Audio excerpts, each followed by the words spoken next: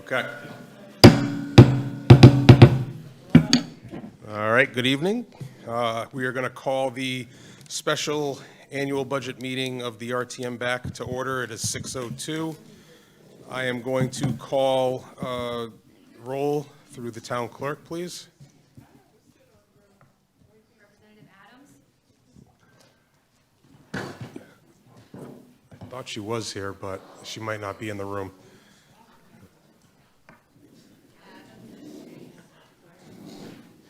Allen? Here. Bailey? Belgium? Chase? She's in the room.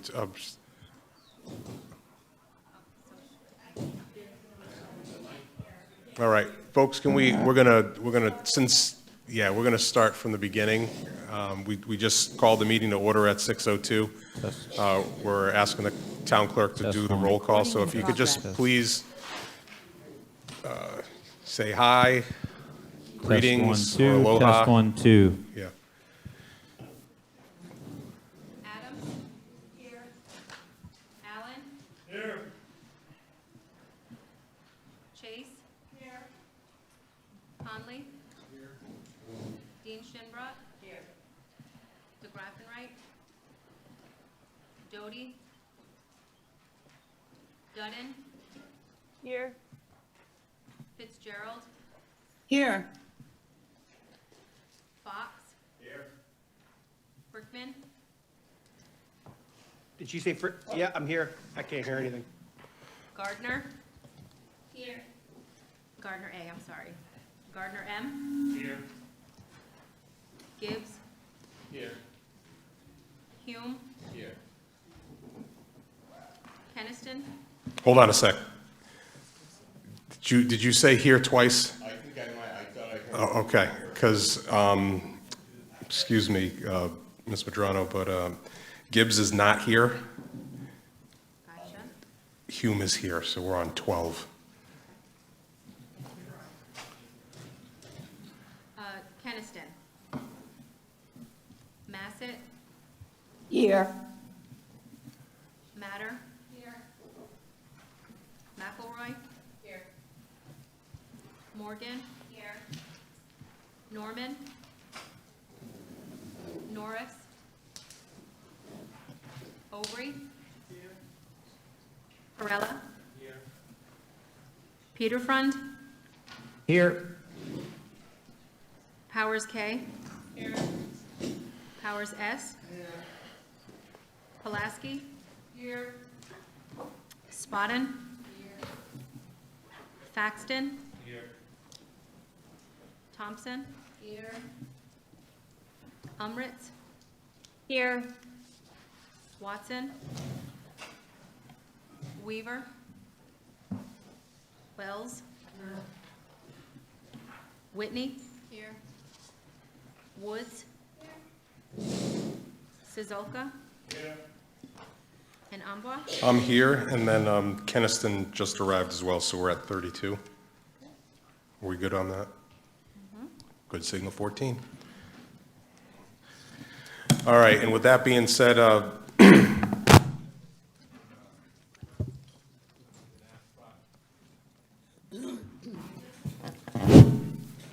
got it. I've been asked by both floor leaders to call for a caucus, so we're going to caucus until we are caucused out. And then we'll reconvene as soon as we're done. Thank you.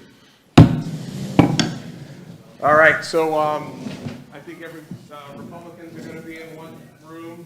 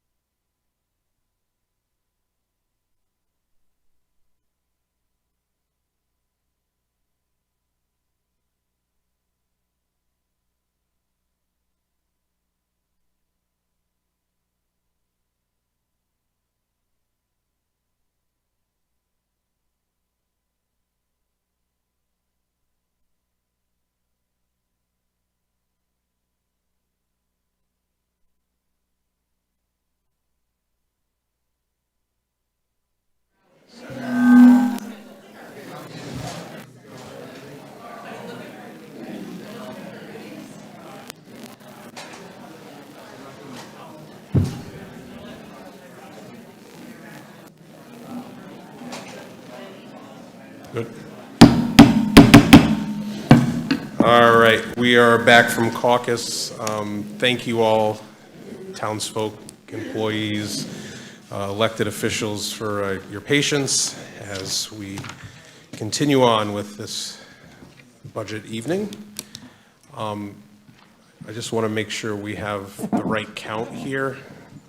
There's a couple of folks still coming in the room, so I believe we're at 35. We're just going to keep that total running. Before we make any votes or anything, we're going to make sure we have the right count going so we can move forward with that. There's a couple of members outside of the room. Right now, I'm going to call the Chair of the Education Committee, Chair Chase, up to discuss the first item this evening, which is account 1080. These are going to be some, everybody, just to be clear, RTM members, all the RTM members got these minutes. So you might have already read, saw them, but Chair Chase is going to review that for everybody who may not have done that. So it might be a little lengthy, but it's worth the endeavor for transparency. So I'll turn it over to you. Okay, so I'm going to put the number that came out of committee on the floor first, and then I'll go to the minutes. Let me just see which one. 97,025,941. Okay, the motion was made. Is there a second? Second. All right, motion was made by Chair Chase, seconded by Dean Shinbrot. I open up the floor. Go ahead, you can share your minutes. All right, the committee met on May 7th at 5:55. The meeting was called to order at 6:11. The committee members present were Chair Chase, Reps Frickman, Massett, McElroy, and Whitney. The committee members not present was Dudden, Fitzgerald, and Umriz. And just for everybody's knowledge, Umriz wanted to be at the meeting, but our Zoom wasn't working, so she would have been there. All right, school employees present were Superintendent Susan Austin, Finance Director Rita Parsiak, and IT Director Clint Kennedy. Board of Education members present, Jen White, Mitch Shinbrot, and Beverly Washington. Town Council member present was Juliet Parker. New business, 2026 R.T.M. 2026-269 R.T.M. Education Committee FYE 2027 proposed budget review. The town council number of $97,025,941 was moved by Chase, seconded by McElroy. Discussion followed with Superintendent Austin saying there would be cuts if the requested budget is reduced. Rep Massett asked how much less Groton utilities charges compared to Eversource. Eversource seems to run high. Maybe staff can try to get a reduction from Eversource for electric for the schools that get electricity from them. Superintendent Austin and Director Parsiak started to do some of that work. They looked at similar schools in which one has solar panels. They are looking into it to see if they are paying less on city side due to solar panels. Rep Massett asked if we can have state legislators ask Eversource to charge less to schools. Perhaps they can get a reduction that way. Chair Chase asked if they are getting a reduction from solar panels like homeowners do, and Superintendent and Director Parsiak said they didn't know. Some discussion of solar panels and the benefit. Still looking into how it works and why still paying so much despite them. Director Parsiak stated Thames is higher on utilities, but oil might be impacting the cost. Superintendent Austin stated some schools get a rebate check from solar panels, but she was not sure how it affects the electric bill. Rep Whitney asked if the budget request was originally based on fuel costs now or what they were in January. Finance Director Parsiak said they were calculated in January. It would be higher now. Chair Chase said it would be worth following up on the solar benefit. Board Chair Washington said paras are underpaid compared to surrounding districts. They are looking to be more competitive. Rep Whitney asked when paras are not hired, who fills the role they legally need to serve, and is it substitutes? Superintendent Austin said yes, subs and tutors, and they cost more than paras.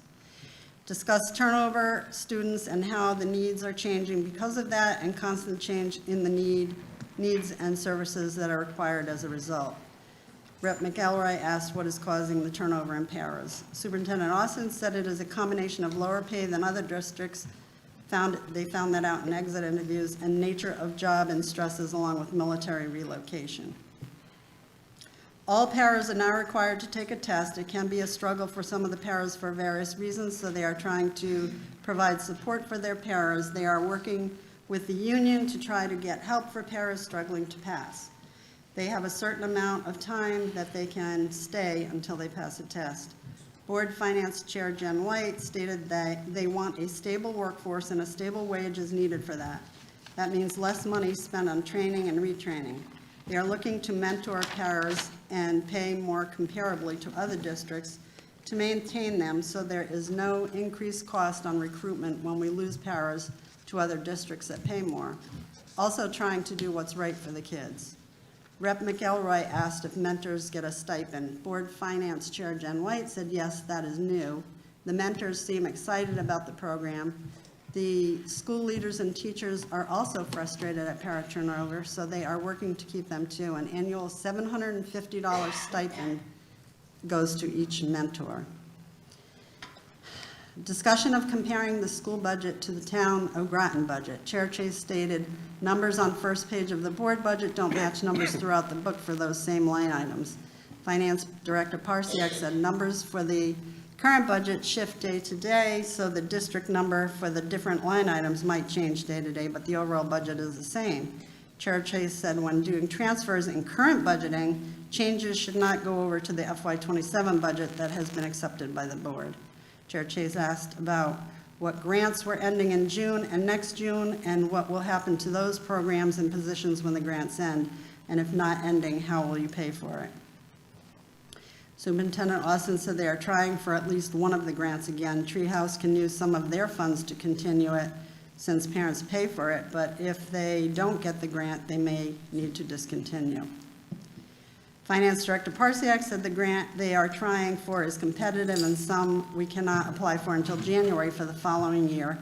That is the case with a number of regular grants over the next few years. Title I funds can usually keep running. Chair Chase asked if you don't get the grant, will the program end? Superintendent Austin replied yes. Rep. Frickman asked if there's any talk of state funding going toward the district. Chair Chase said the Board of Ed is getting a little over $1 million from the state. Superintendent Austin said the strategic plan is all about closing the gap and improving scores. Rep. Frickman asked what will that additional money be used for, and Superintendent stated they are still figuring it out. Finance Director Parsiak added ARPA funds end June 30th. Some started 2 or 3 years ago, so they only had small balances this year, mainly for supplies, so not really being cut. If there are positions in that grant, they were moved to the BOE budget. Chair Chase added that if you hire someone on a grant, that person should know that their job ends when the grant ends. Superintendent Austin stated they moved one person whose budget was on one grant to move over to another grant. Rep. Whitney asked if anyone is moving off a grant to BOE budget. Superintendent Austin replied just one, and that there are positions that are just for the duration of the grant. Board member Mitch Shinbrat added if they keep the $800,000 out, still getting another $1 million that we weren't planning on, still coming out ahead.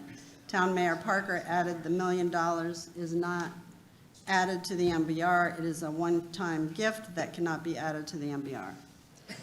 Chair Chase put the first amended motion on the floor of $95,851,350, seconded by Rep. McElroy. Chair Chase indicated that the general fund amount is the part that we should mainly be looking at, and that part increased 10.28%, not the 6.3% for the overall education budget.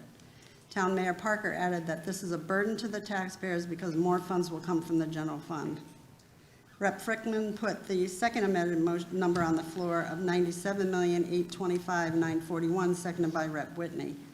Rep. Frickman said he is not willing to risk our students or teachers, not willing to save money on the backs of teachers' jobs and kids' education. Chair Chase said she has never seen the quality of education decrease because of a budget. Rep. Whitney said the issues it would cause directly affect the school community. People on the outside likely won't see it now, but that impacts the future. Chair Chase gave examples of what the tax increases would be for all three scenarios. If your home is assessed at $293,998, taxes will increase by $387 more per year on the full request of the $97,825,941. If the town council number of $97,025,941 goes through, the tax burden will be $338 per year. If the number of $95,851,350 is agreed upon, then the amount the taxpayer will have to pay is $265. These examples of the increased tax burden do not include the town budget. Therefore, the tax burden will be higher. There are too many people in Groton who cannot afford the higher taxes. Rep. Massett asked if every student in our system gets a Chromebook. Is that funded by a grant? Superintendent Austin replied that in middle and high school, they get to keep a Chromebook with them. IT Director Kennedy said one-to-one program for grades 6 to 12, new Chromebook for every new student at about $300 each one new. All are now from 1 to 8 years old, is one-to-one at K to 5, but those are in carts in classrooms. Some tablets, some Chromebooks, none newer than 3 years old. Some 8 to 9 years old. Primary school kids keep it in the classroom. Superintendent Austin said some Chromebooks were donated during the height of COVID. Rep. Massett stated because those are grant funded, we cannot come up with another way to provide that, not an option to replace it if the grant doesn't fund. Superintendent Austin said DOD supplemental funds have funded that, and that is not included in the budget if grant funded. Chair Chase said she was surprised at the wish list requested of principals after the budget was sent to the board. Superintendent Austin said principals were asked what they really need and felt were necessary. They put forward priority positions that would really help. Tutors were added due to need.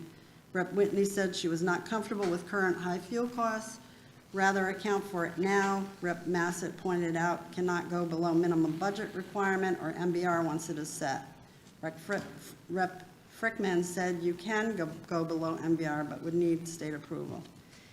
The votes were the second amended motion of $97,825,941. Those in favor were Rep. Frickman and Whitney. Opposed were Reps. Massett, Chase, and McElroy. And so that failed. The amendment, first amendment, $95,851,350. Those in favor, Rep. Chase. Opposed, Reps. Massett, Frickman, Whitney, McElroy. That failed. The main motion of $97,025,941 in favor, Reps. Chase, Whitney, McElroy. Opposed, Reps. Frickman and Massett. So that passed 3-2 to 0. Rep. Frickman noted he voted no because he wanted the higher number. Rep. Massett asked if she could change her vote as she wanted to vote for the first amended motion of $95,851,350. The CIP J5 motion on the floor of 100. I'm sorry, Chair Chase, we could stop with that Okay. right there, and then we'll get to that Okay. as another part of the budget item. All right, so the main motion on the floor for 1080 education is on the board here. It's $97,025,941. This was the town council's number. We're able, and I'm just kind of giving all the new people out there, we have the ability to have two amended figures on the floor. If there was the desire of this group to restore funding that the town council had reduced, then it would require a 2/3 majority vote in order to pass any number greater than this one. This one and any number lower than this would only need a simple majority in order to pass. Before I open up the floor for discussion on this main motion on the floor, I'm going to state for the record, as you know, in the past, my spouse works for the Groton Board of Education, and through the disclaimer rules of our R.T.M. rules as well as town charter, I have to disclose that, and I will be abstaining from this vote. So I just wanted to make sure everybody knows, even though I do have the right to vote on this, it's been legally tested, I choose to abstain. All right, Chair Chase, did you have something else before? Yes, I'd like to put another motion on the floor. Okay. $95,851,350. Second.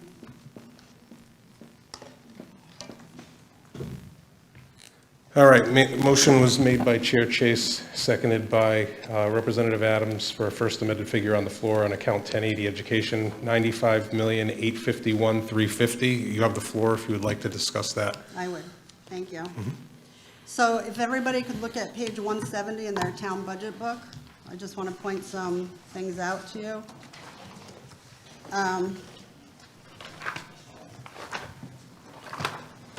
So if you look at the general fund, it's the last one under the financing plan. What we are financing for this budget, for this current budget, is $61,059,921. The new proposal, if the full amount goes through, we will be paying $67,335,829. The difference in the full budget request would be $5,821,366 to the taxpayers.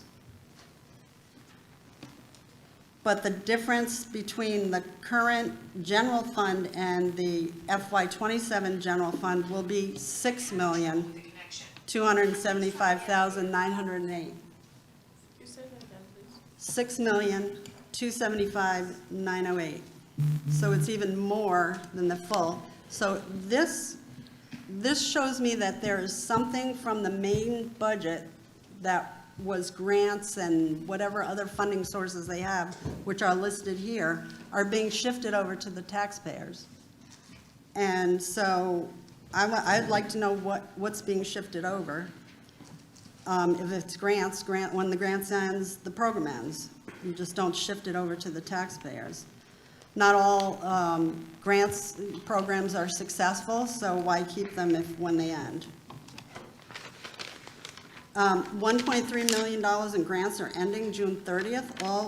Are all these programs ending with the grant? I asked at the meeting, and the response was not clear. So I don't know if they're shifting them over or what. And there's been many articles over the past year that I've been reading regarding the fact that more money is requested for schools nationwide with no positive outcome. Test scores are not improving. For the middle school here in the FY25 school year, as an example, only 30% are meeting the benchmark for English and 20% for math. And 14% exceed the benchmark for English and 15% for math, so nothing's really changing that I can see. And I don't know if I work with United Way on a volunteer basis, but there's a program out, a report out called ALICE, Asset Limited Income Constrained Working.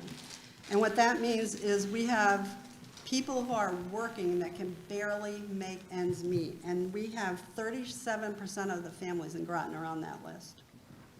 So so as an example, you have a 4-people household, two parents are working in like positions, and they're making $72,332 a year, and they need, in order to survive, they need $103,524, so they're $30,000 short. There are so many people in Groton that cannot keep affording these tax increases.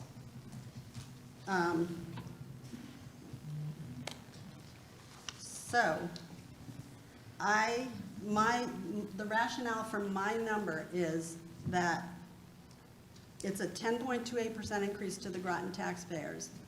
I gave them their 6.3% increase, and that's how I got the 95 number.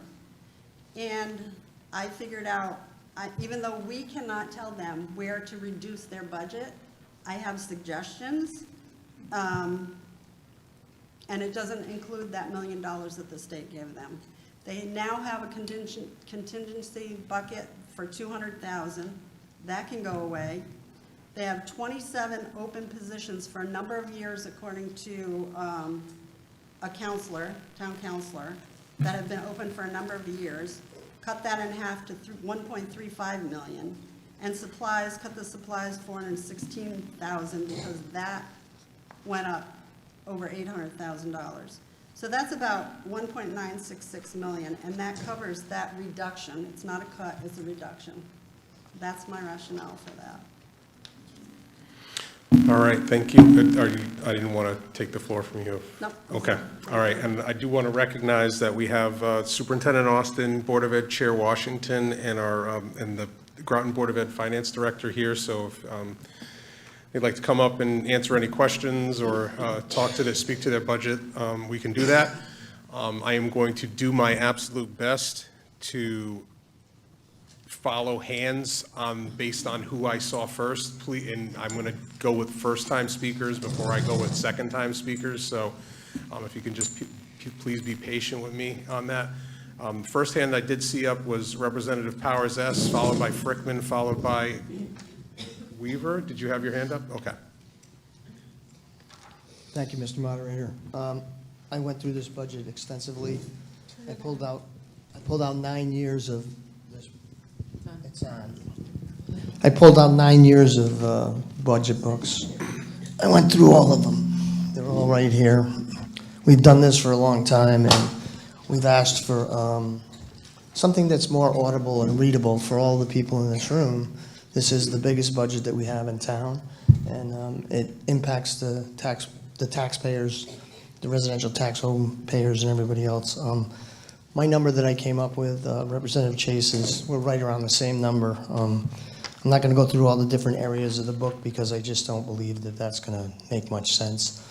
I took last year's numbers and I looked at the increases that we've had. We've had an $11 million increase since 22-23 all the way to last year, 24-25. The audible numbers that we have are only up the budget book up to 2024, and we're into 26-27. So there's a majority of different reasons that I did what I did.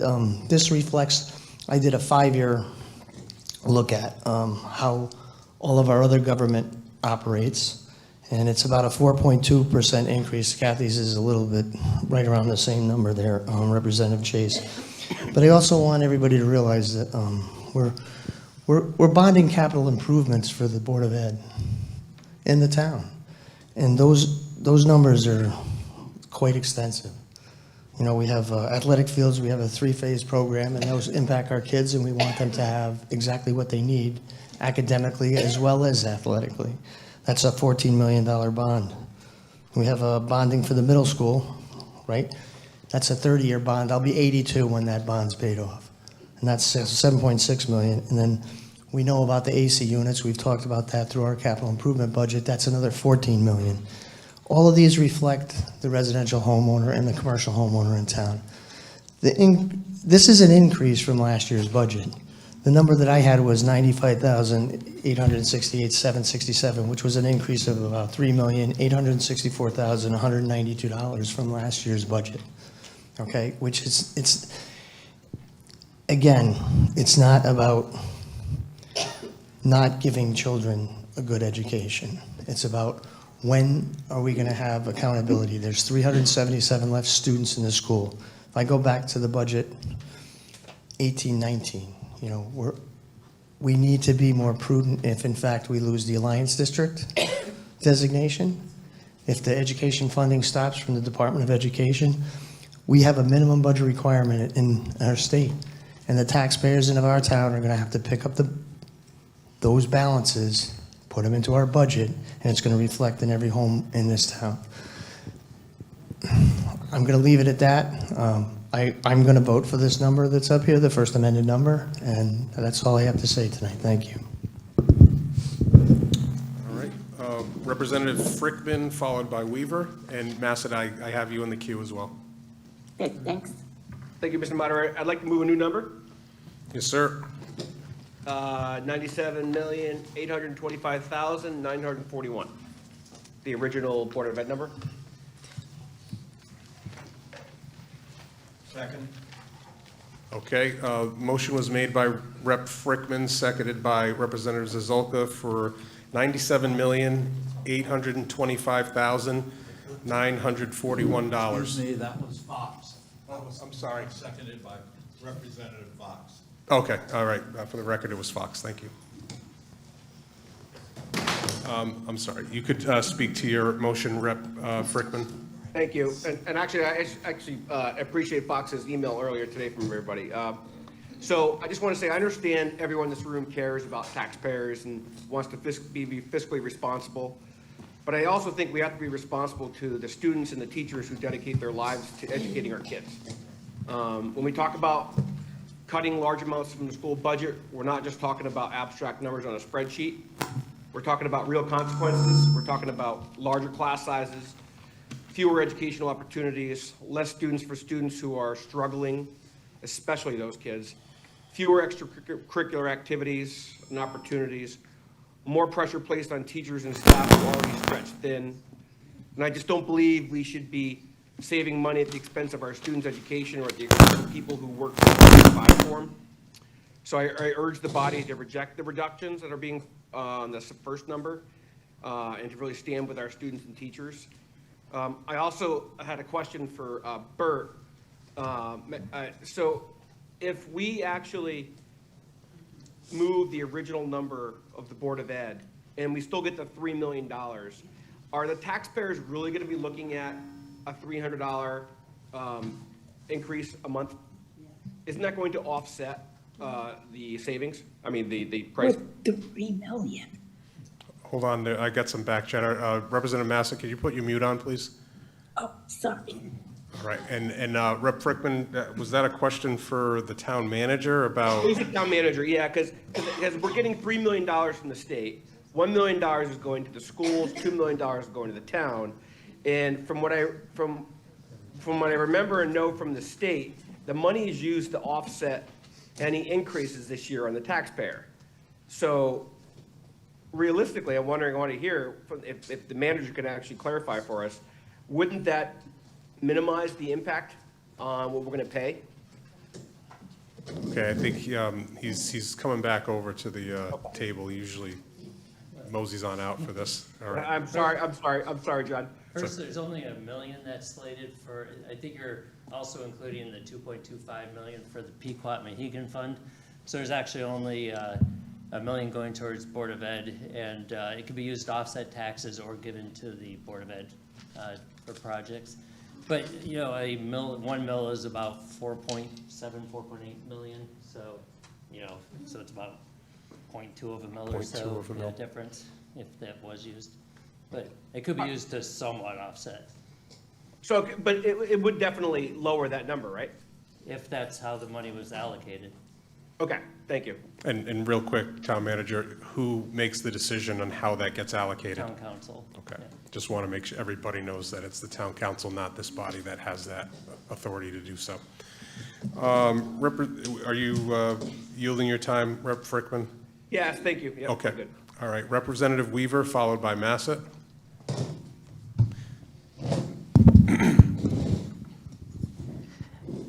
I have been blessed to have 2 children go to our school system, and I personally have lived here almost 30 years, and the only budget item that never gets reduced going forward is the school budget. And my problem that happens time and time again is we just barely had to fight in this city for 3 firefighters. We hadn't had an increase in our fire department for 20 years. The school budget goes up, and it is hardly ever audited. All these things are speculated. That's great for our system. But my daughter was a valedictorian. It had nothing to do with supplies. It had everything to do with the quality of teachers. It's what you put into them and what they get out. And I agree with Rep. Chase that if there's dead space in the budget for positions that haven't been filled, then the budget needs to get adjusted to have them removed. If there's less students, the budget needs to be adjusted. If we have all these capital spending projects, the budget needs to be offset, because we can't bless them in every item that they want, especially with federal funds and state funds being reduced. Because if they are, we just heard from Rep. Chase that these programs will cease and desist. So, but we owe our responsibility not only to our students, but to our residents and taxpayers. Because we have elderly taxpayers, and we have a fund and our receivables that people can't even pay their taxes now. And they have issues with that. And so I think we need to be mindful not just of the students, but of our entire population. And while I understand that one person can make an assumption, what's affordable to one is not to the other, money doesn't grow on trees anymore. and the cost of living is through the roof. And some people are barely making it. And medium income and high income, they don't even reach in the middle now.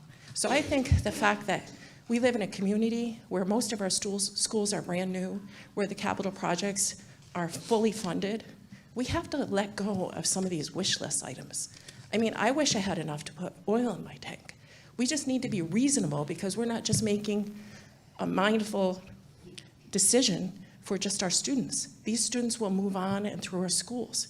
But like other people reflected, we're going to be responsible for funding these fees for years to come. So we need to make sure that we only fund the necessities. So I'm just asking our body to think not just of this moment, but forward, because you too are going to be an elderly person with a home that's almost paid off, and you're going to be left with your Social Security income or whatever, but you're still going to be responsible for your taxes, which you will not be able to afford.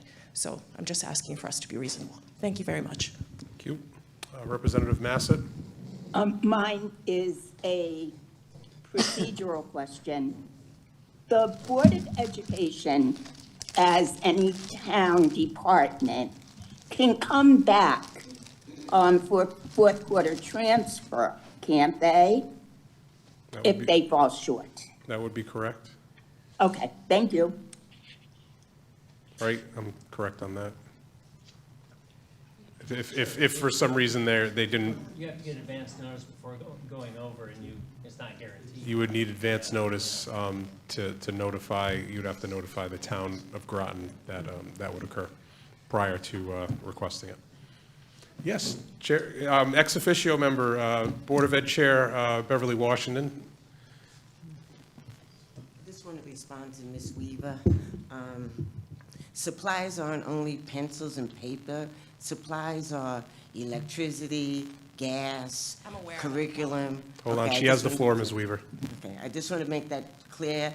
It's not pencils and papers, other things that go into supplies. And the Board of Ed does get an audit report every year, so we don't go unaudited. We are audited every single year. I just want to clarify that. All right, thank you.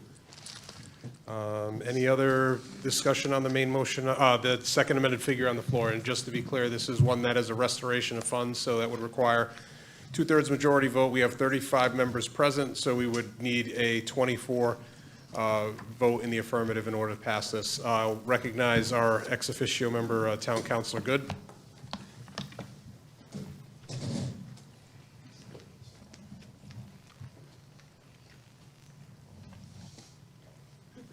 Thank you, Mr. Moderator. Thank you all for this discussion. I just want to speak out in support of the full number from the school board. I'd also like to remind everybody that almost 60% of this town is renters who live here. And while we may not be seeing a tax bill, we are paying the taxes through our rent. And most rents, I know my rent this year is going up another $300 a month. So I would love to get a $300 a year tax increase instead. The reason we stay is the school. That's it. That's my 2 cents. Thank you. Thank you. Representative Whitney? Thank you, Mr. Moderator. I've heard people mention a couple of times now about the 27 open positions, and I was wondering, my understanding is a lot of that is the paraprofessionals that you've been unable to hire. Would you like to speak to that, since that's come up a couple times? Can we ask them directly? Is that okay, Mr. Moderator? Yeah, if, either through the Board of Ed Chair or Superintendent or the Finance Director, if they can clarify that, that'd be great. So there's really not a stagnant number. We have people moving in and out. Our positions are constantly in flux. But with the paraeducators, by law, if a child has on his IEP that they require support, one-to-one or in small group, we have got to provide that. So if and we've done much better this year. So we filled a lot of those positions. But if you are seeing open positions, you can just come by central office anytime to see the many positions that we have. We have 800, 900 employees altogether. We're the biggest industry. We're the biggest game in town. But it's to support our students, and those paraeducators are essential. If we don't have someone in the room, we have to provide either a substitute or a tutor or someone with that child or with that small group of children by law. So we do it. And Superintendent Austin, is it fair to say that the cost for that substitute or that tutor is lower, higher, the same as a paraprofessional? It's usually a little bit higher for a sub, higher definitely for a tutor. But we have to do it, and we are doing a much better job securing our paras and trying to keep them. And the board is very supportive of that. Okay. But Thank you. Yes, you still have the floor. And I'm just going to say, I support the full requested budget by the Board of Education, just because I'm a teacher, for clarification. I don't teach with Groton, but I am a teacher. And it's a very challenging time right now. We're facing a lot of, our students need a lot of help in many different ways, not just with learning math and science and social studies and English and those things, but we're providing supports on many different levels. And when we don't have what we need as teachers, it does affect the students. And I know that people are concerned about how the budget's allotted different ways, but decreases in the budget without fail always affect the teachers, and it always affects the students. And it makes it really hard to do our jobs as educators.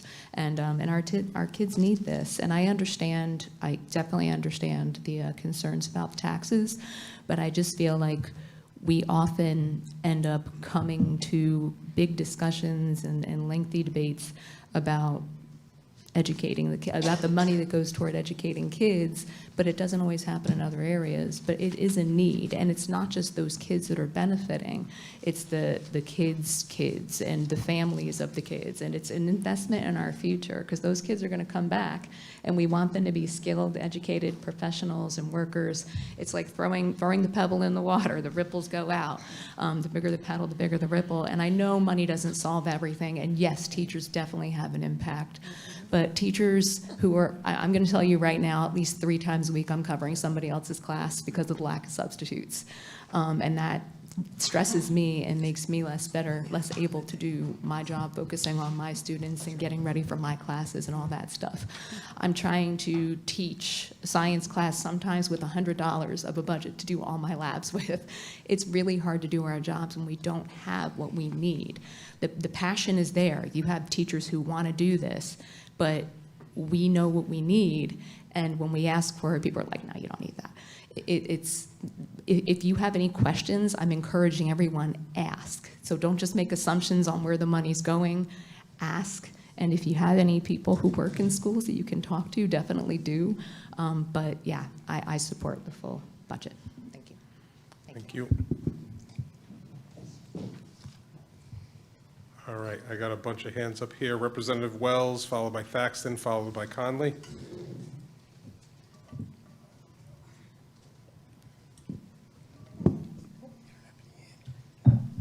Well, once again, I'm going to trot out my cousin, the former Republican state senator, Kathy Cook, who pulled me aside after a family gathering, after a funeral, and said to support the education budget, because she was around, I think, on the council, maybe even on the Board of Ed, when there was talk of the sub-base leaving. Those submarines sail out, and then they don't have to sail back. They can go somewhere else if they have to. And it's important for the Navy to have quality education, and it's a big factor. And I know our superintendent, I hate to think our current superintendent is going to be out on Route 12 waving "Save Our Sub-Base" signs. But these things can go, and and it's important to support them for that reason. Also, let's trot out the other Republicans. Former Councilor Constantine Dean Antipas said that cutting the education budget is a sure way to kill property values. And if you look at the towns that are spending more per pupil, they probably get more desirable for people who want to live there. So That's about it, other than that, I've noticed these deployments, I used to think they went on for a month or two, they've gone for a long time. And these students are in a single-parent household, and they need some extra support. Anyway, thank you very much, and I support the big number. Thank you. Representative Thaxton, followed by Conley. Thank you, Mr. Moderator. If either the superintendent or the Board of Ed chair could come up, I just have a question. Sure. That I would like to ask one of them.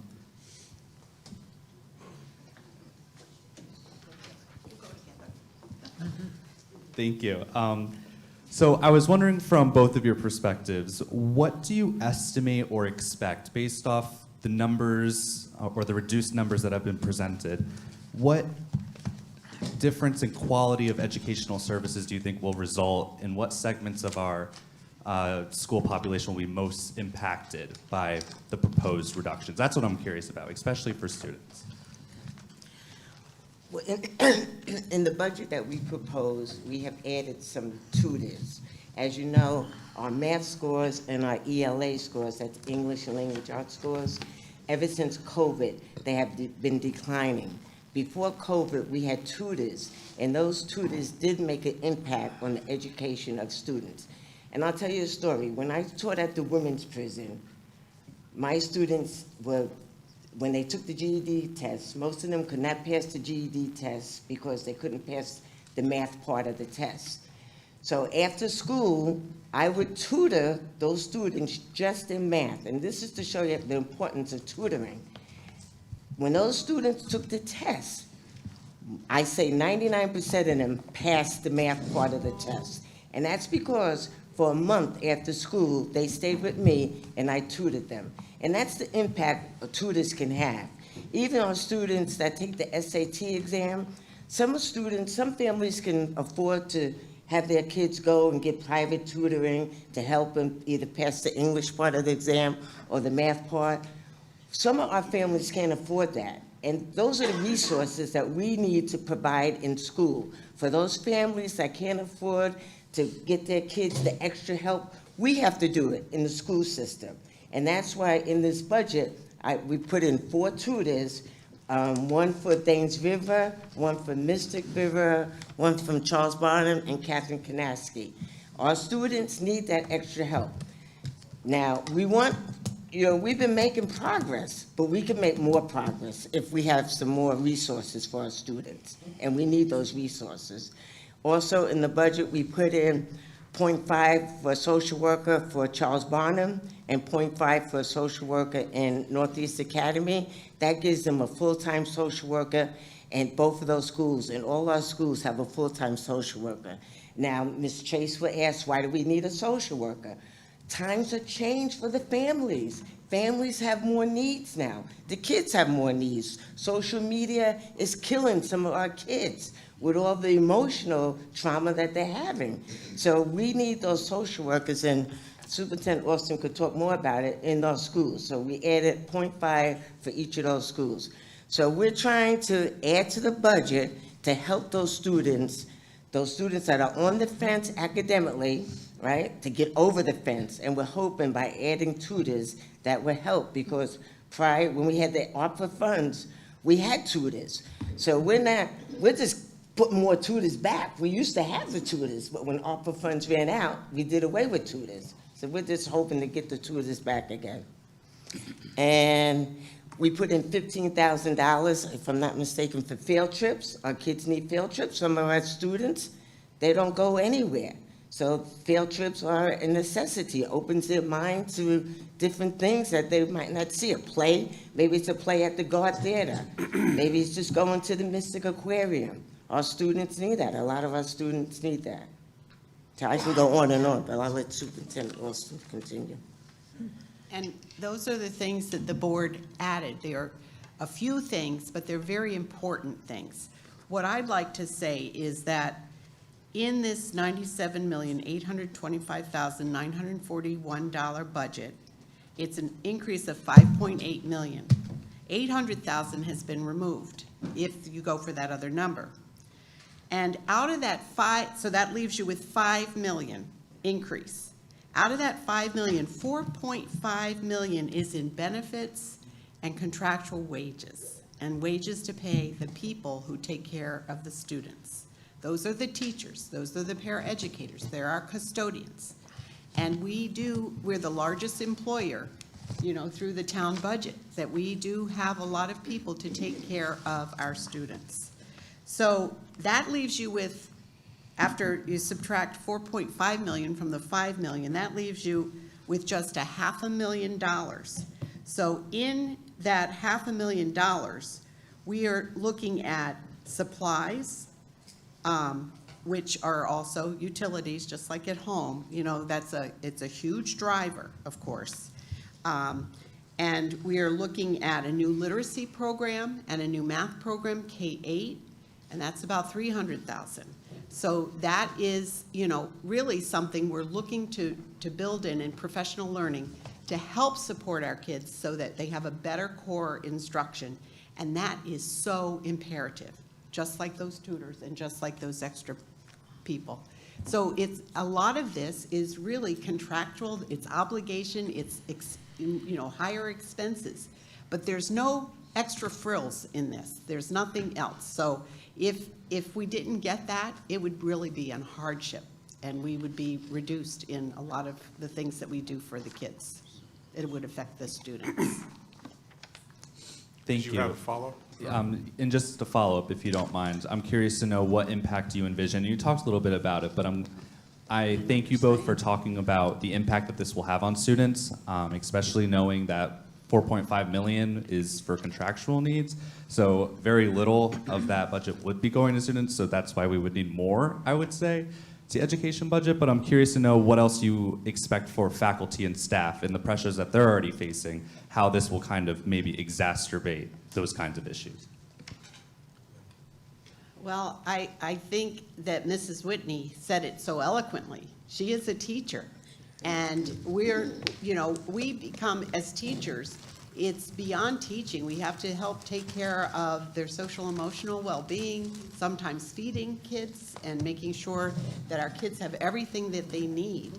So it really, it's a passion project. It's a calling, I believe, as a teacher. And but it is much harder today than it ever was. I see two of my teachers in the back of the room, and we have breakfast once a month to talk about things and how things are going.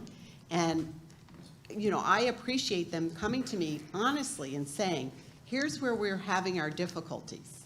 Here's where we need your help. And the Board of Ed does a liaison meeting with the teachers and the paras and the administrators just to listen about their needs. So we're coming to you with this budget that will help take care of the needs of our teachers so they can take care of our kids and, the other adults.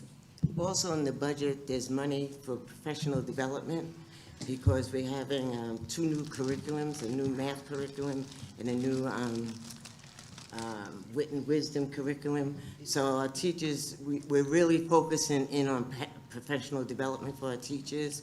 And the board is also going to be looking at PE because when we looked at our PE scores, our students are not doing well with physical education. They're below the state average. But the thumbs are strong.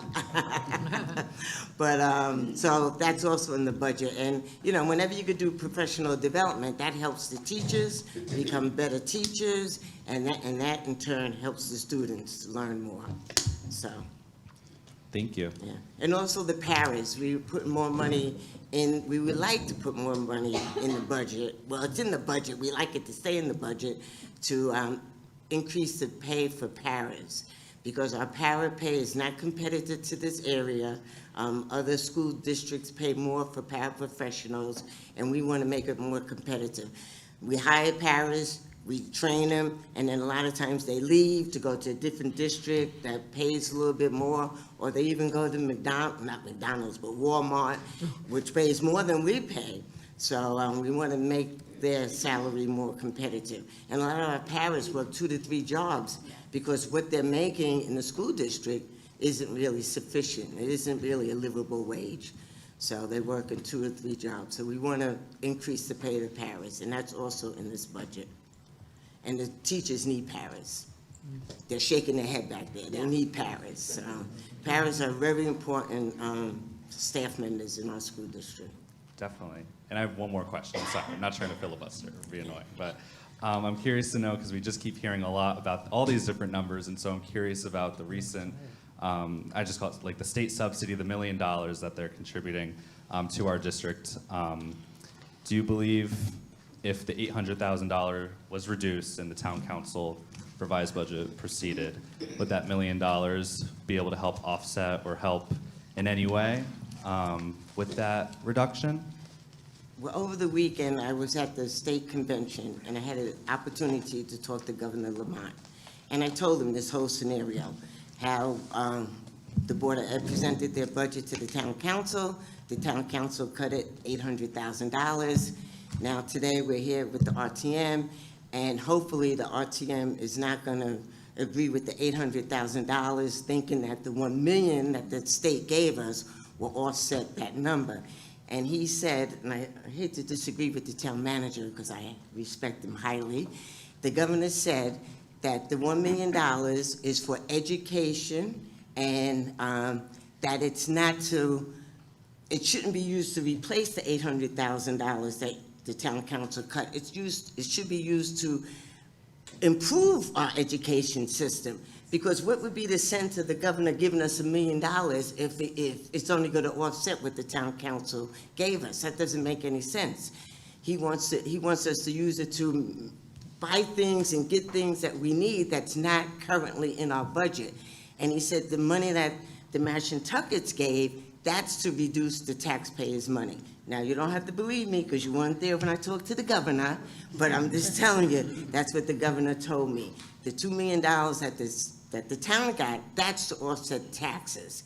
The $1 million that the Board of Ed got, that's to go directly to the school for extra needs that the school might need. And I heard the same thing from the Connecticut State Department of Education and CAPS, which is the superintendents of Connecticut. So they had the same message too. Okay, thank you. Thank you both for answering those questions. The reason why I ask is because I think it helps on record and in context of what these proposed numbers will do. So thank you, and thank you both for your service to our community as well. I'm in favor of the third figure on the floor, the $97,825,941. As a product of the Groton Public School District, and 6 years ago, I just cannot support a reduction, a cut reduction. To me, it's semantics, but overall, I encourage everyone on this body to support restoring the $800,000, mostly because when we fund and when we give people the resources they need to succeed, they tend to thrive. And I was able to benefit from that in the Groton Public School System, and I hope you guys will allow future generations to do the same. So thank you. I yield. And can I say one other thing? Years ago, when my daughter was in school, somebody had to pay for her education. Now, you might not have kids in school. You might not even have grandkids in school. But now it's time for us to pay for the education of the kids. And, so I'm asking you to support the original Board of Education number because we need that money to educate our students. All right, I got a running list here of Representative Conley, followed by Dean Shinbrat, and I saw you, Zizolka, you're on in the hole. Yes, Morgan after that, yep. Thank you, Mr. Moderator. I had a slightly similar question, but a little more black and white. What will the students, what do they have this year that they won't have next year if we don't reinstate the 800,000?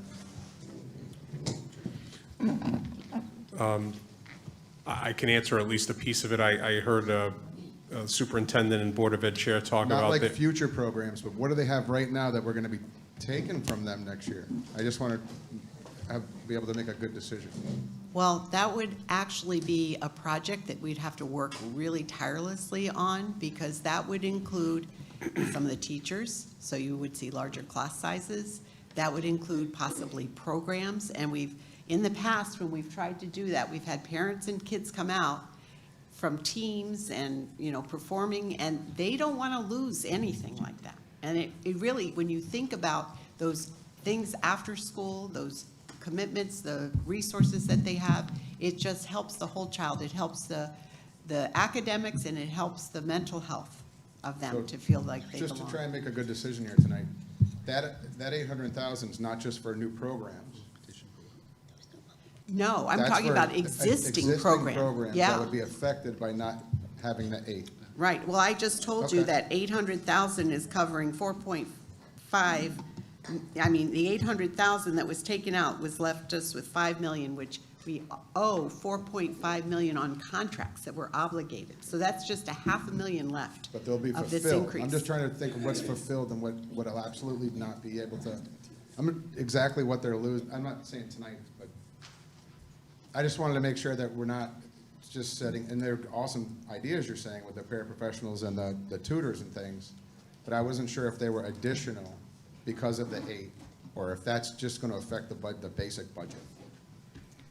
Well, I would say depending on the number, the challenge would be, My main concern was going with the council's recommendation or the Board of Ed.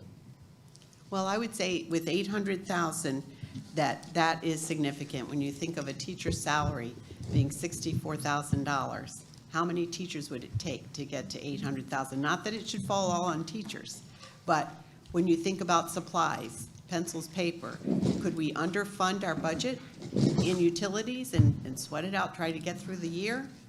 Should we, offset costs? I mean, anything that we try to remove from that 800,000 would be really cost prohibitive and would have an effect on the district. Well, one thing that we probably wouldn't be able to have, you heard me talk about the tutors. We probably wouldn't be able to have the tutors if we got. One more existing, I'm sorry. Can you just Okay. use your microphone, Representative Conley, please? Thank you. Would it affect the existing tutors or the additional ones that? Oh, no, the additional ones I was talking about. Okay, that was kind of where my question was. Yeah, Okay. yeah. And the social worker, we wouldn't be able to have that. Additional ones. Additional, Okay, I just want to, thank yeah. you. So in theory, Chair Washington, you have a part-timer at those 2 locations right now. It would stay at part-time. It wouldn't be a full-time social worker at either of those schools that you mentioned prior? Correct. Okay.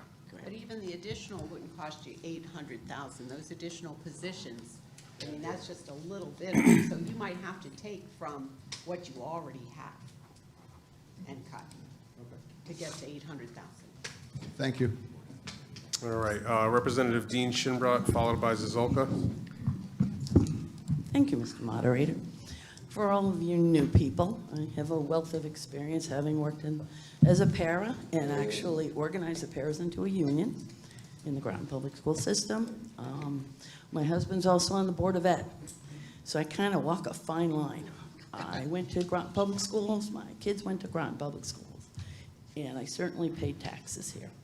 There were a plethora of emails that went around today and yesterday, the day before, and before I made any comments, I wanted to get exactly the wording on that bill and what the money could be spent on. So I contacted Heather Summers, and she broke it all down for me, and I'd like to be able to read it if I could, and read it into the record. Sure. Okay. The long version of it, she said, is the budget bill, SB1, included funding for 2 different one-time education grants, the supplemental education grant and the district relief and compensatory use learning grant aid grant.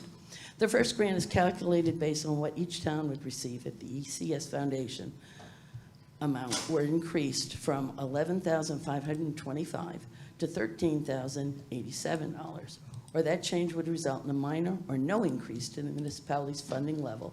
The town receives a 2% increase from FY 26 ECS calculations. The second grant is calculated to ensure that the 2 grants are combined. Each town receives at least a 4% increase. Groton is set to receive $1,162,802 between the 2 grants, which is a 4% of the FY. Can you just, Patrick, are you able to jack up the volume over there? Or if you could just speak a little bit louder? Oh, sure. So we can all hear My it. husband wouldn't believe I didn't speak loud enough.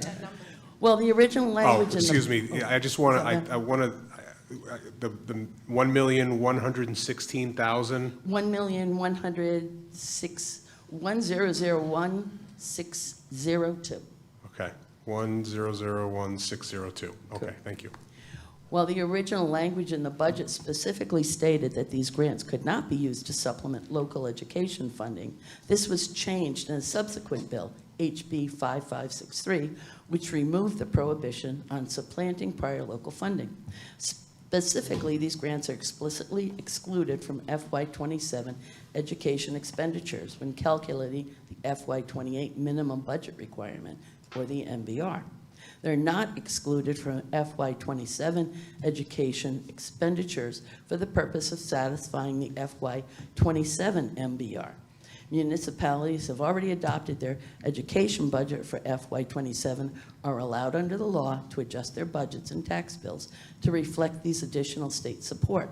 For those municipalities, total education spending must be the greater of what they had enacted for FY27, or the MBR, for FY27, plus the total of the two new state grants described above. The new requirement does not apply to municipalities that have not adopted an FY27 budget. The short version is Groton is set to receive $1,100,1602 in extra education funding for FY27. This one-time funding must be used for the educational purpose and can be used to supplement local education funding. And I appreciated her clarity. My point in all of this is this extra money is more than the $800,000 that the town council number reflected the reduction in. Everyone still ends up with an additional $200,000. We don't care what anyone does with it. You can spend it on paper clips. Whatever you think is best, that's what you spend it on. I still like the idea of an ice cream truck coming to the schools on field day. But we're not taking anything away. One of the things that can be done is the teachers received a 5% increase, and the paras received a 2.5% increase. And that is one reason why the paras have been leaving. They have not been paid well. So you do have to increase their pay, but when you go to contract negotiations, you have to keep in mind that eventually someone has to pay this bill. And a 5% increase is much higher than what most of the people at Electric Boat got this year, which was around a 3% increase. And they're the ones paying the taxes. So we have to keep this in mind as we go forward. That's all I have to say. Thank you for listening. Representative Zizolko, followed by Morgan, and then Allen. Thank you, moderator. Oh, can you hear me? Yes, sir. Thank you, moderator Ambrose. And first of all, I'd like to thank the superintendent of schools and chairman of the Board of Education for the information you shared with us, which for some of us was new information, even as I listened to everybody in the caucus that was just held by the Democrat caucus. So I appreciate what you shared with me. And then I'd also like to say that I'm really enamored of these two younger people here that just spoke to you and why they are supporting the budget that was originally presented, as I will too. I have many reasons, but they're not in opposition to some of the reasons that were given here. One thing that really, well, I must preface my remarks by telling you that teaching has been my passion, and I have been an educator for every year of my life and will continue to be so. And I did spend 30 years in the Groton public school system. In the budget proposal package on page 11 is one of the most, well, for me it was an embarrassing chart to look at. All the time I was on the town council, the Board of Education, and currently now on the R.T.M. If you look at that, we're near the bottom of per pupil expenditure as compared to the other towns in our area. Well, when we looked at that maybe, oh boy, was that 20 years ago? It was that way too. And we discovered that the real estate agents, some of them in the area, especially those connected with Pfizer, were sending their new employees who were going to locate here to Old Saybrook, East Lyme. They were sending them and recommending other school systems and not Groton. So someone, and we actually addressed that at one of our town councils, and it wasn't written in stone, but there were enough people to tell us where they were recommended to settle. And that was disturbing, because in my estimation, we have the best school system in the area, and one of the best in Connecticut. So that was one thing I just wanted to address. The next thing, since, I don't know, I wasn't around for the Boston Tea Party, but the Boston Tea Party to today, it's been the same argument about taxes. People can't afford it. Oh, they can't. What are we doing? We have to help the people who can't afford it. Well, that doesn't really hold much water for me, because I am one of those people. I was a teacher for over 30 years, and I could not collect Social Security. I fought and fought since 2000 for Social Security. I can't get it. I have put into Social Security every year of my life since I was 16. Now, this was true of all teachers in the state of Connecticut and a few other states around the country. I have a pension. I can't live on my pension. Well, finally, we won our case last year, and we being the Connecticut Education Association, and now firemen, policemen, and teachers may collect Social Security if they've paid into it, as I have and as I still do. I now, for 3 months, have gotten a check for the first time. And it's a nice check because of all the years I put into Social Security. But I'm still on a fixed income, and it's not going to increase. And I see what's happening in our country. And one of the things, I mean, let's get rid of the Department of Education, because education is not a priority with many people in our country. The other thing, I am supporting this figure and putting the $800,000 back. And I know I don't have the right to tell the Board of Education or the superintendent of school and her staff where to place the $800,000 back into in this motion. But I taught, and I said this in the caucus, I taught in another school system too, so this doesn't reflect on Groton. I've attended, I don't know if it's a dozen or 10 suicides of my students. They're all still my students, even the ones that are 60 years old. They're my kids. They're still my kids. And when I taught in my beginning years, there were no social workers, there were no psychologists, there was no support, there weren't any paras. And children, even back then, were coming to school with issues that needed to be addressed. And there were no other agencies to address some of those issues who would look at the whole child, not just the academics, but look at everything, mentally, psychologically. And as I quit teaching once because of that. I couldn't believe what was happening to my students. So I'm here again today, as I did in the 80s and the 90s, supporting education and the number that's on the floor. The other thing, I heard something in our caucus that there's always non-transparency in a budget. Any budget that is presented has somewhere in it no transparency. They're trying to get away with something is the message that I got. I don't think they are, because the Board of Education, the R.T.M, and the Town Council, we're all the same. We're the citizens of Groton. We represent each other and all of the people in Groton. And so that's another reason I am supporting the original budget, because I trust the superintendent of schools. I trust And not that those of you who aren't going to support this don't trust them. I think most of you do. But I trust all of them and the staff and the people that we've hired.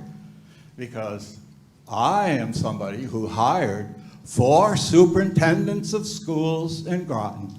And this really is the elephant in the room.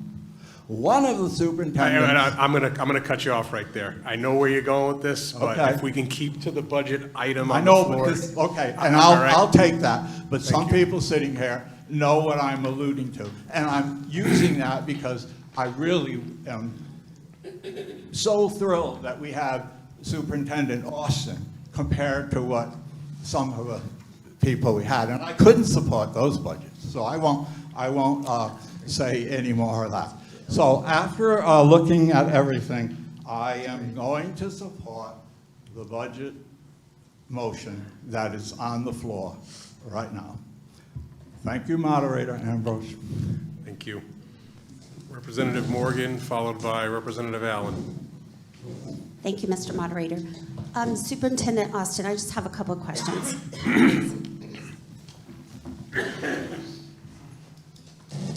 So I'm a teacher, so I get it, okay? So this proposed of salaries and wages, is it a 5% increase for next year? Is that what I heard?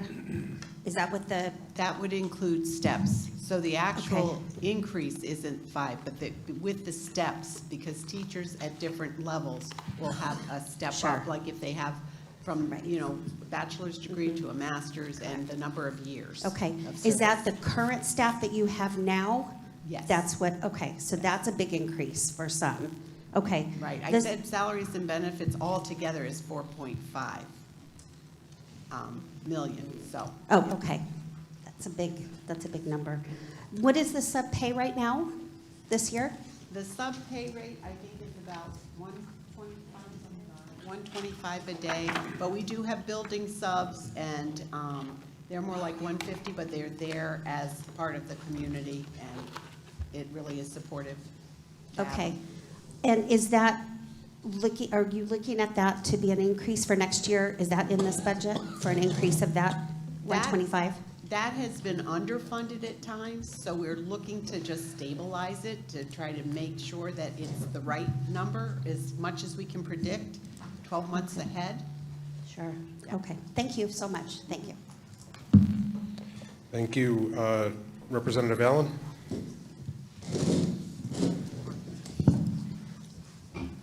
I just have a random question for the superintendent or somebody from that group.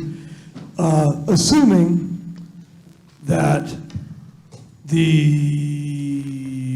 main number was the one to go through with no money added, and in a perfect world, that $1 million that came from the state was used to offset that.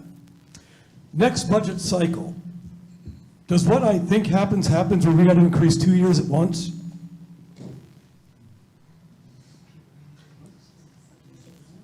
If you're supplanting, yeah.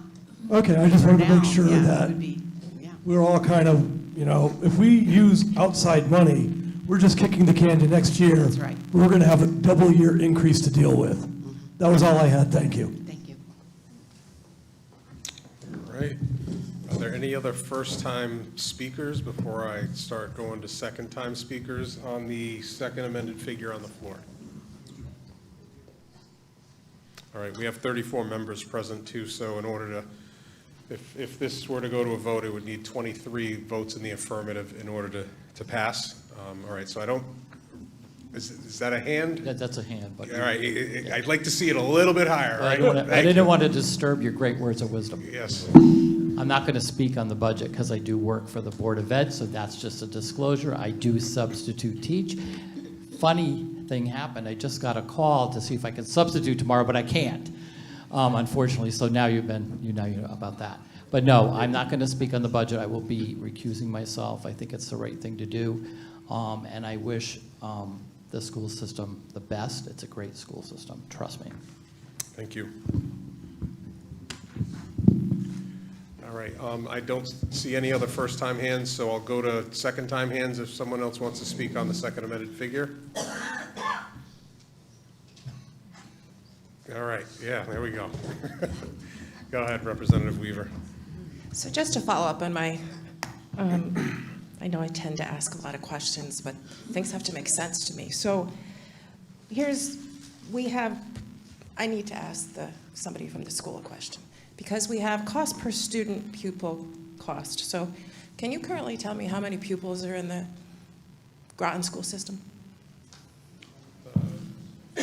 And of those students, how many, since Okay, it's... well, let's get the first question answered first, and then we'll go to the next one. So if Superintendent or the Board of Ed Chair or the Finance Director could give us an answer to that question, that'd be fantastic, please. We do realize that it's a floating number with folks coming in and out, but if you can give us a rough estimate. We have about 800 students who will come in and leave the district in a single year because of our military and our very transient district that we have. Sure, but we're looking for, We're if you have a looking for a total number, Yep. and the total projection for next year is 4,338 students, but that includes 354 that are actually in inter-district magnets and out of district, because we still have to pay the cost to pay the tuition and the special ed costs. So if they go to a New London school, they go to a Learn school, we still pay, and there's actually 354 students that do that. So roughly, So the town of 4,000. Groton and the Groton Board of Education fund for, in a projection for next year, 4,692 students. That's including the 354 you had mentioned. That, actually, it's 4,338 students. Correct, along with the Include- 354. But that's inclusive of the 350. Okay, understood, thank you. Yep. My second question is, how many students qualify to be part of the special ed program that receive IEP and 504 support that require pairs? 20%. It's 21 or 20? Right. They don't all receive pairs, but 20% of our population receives special ed services. I'm aware of that, but what is that number? The number of students, special ed, you know? Well, if we- And why did the special ed funding decrease even? It went down this year. One of the things, because we are a military district, we do receive funds from impact aid, children with disabilities and children with severe disabilities. So sometimes we're able to, when we receive those funds, then we have to put them in by law into our operating fund for special ed. So we do have some offsets there.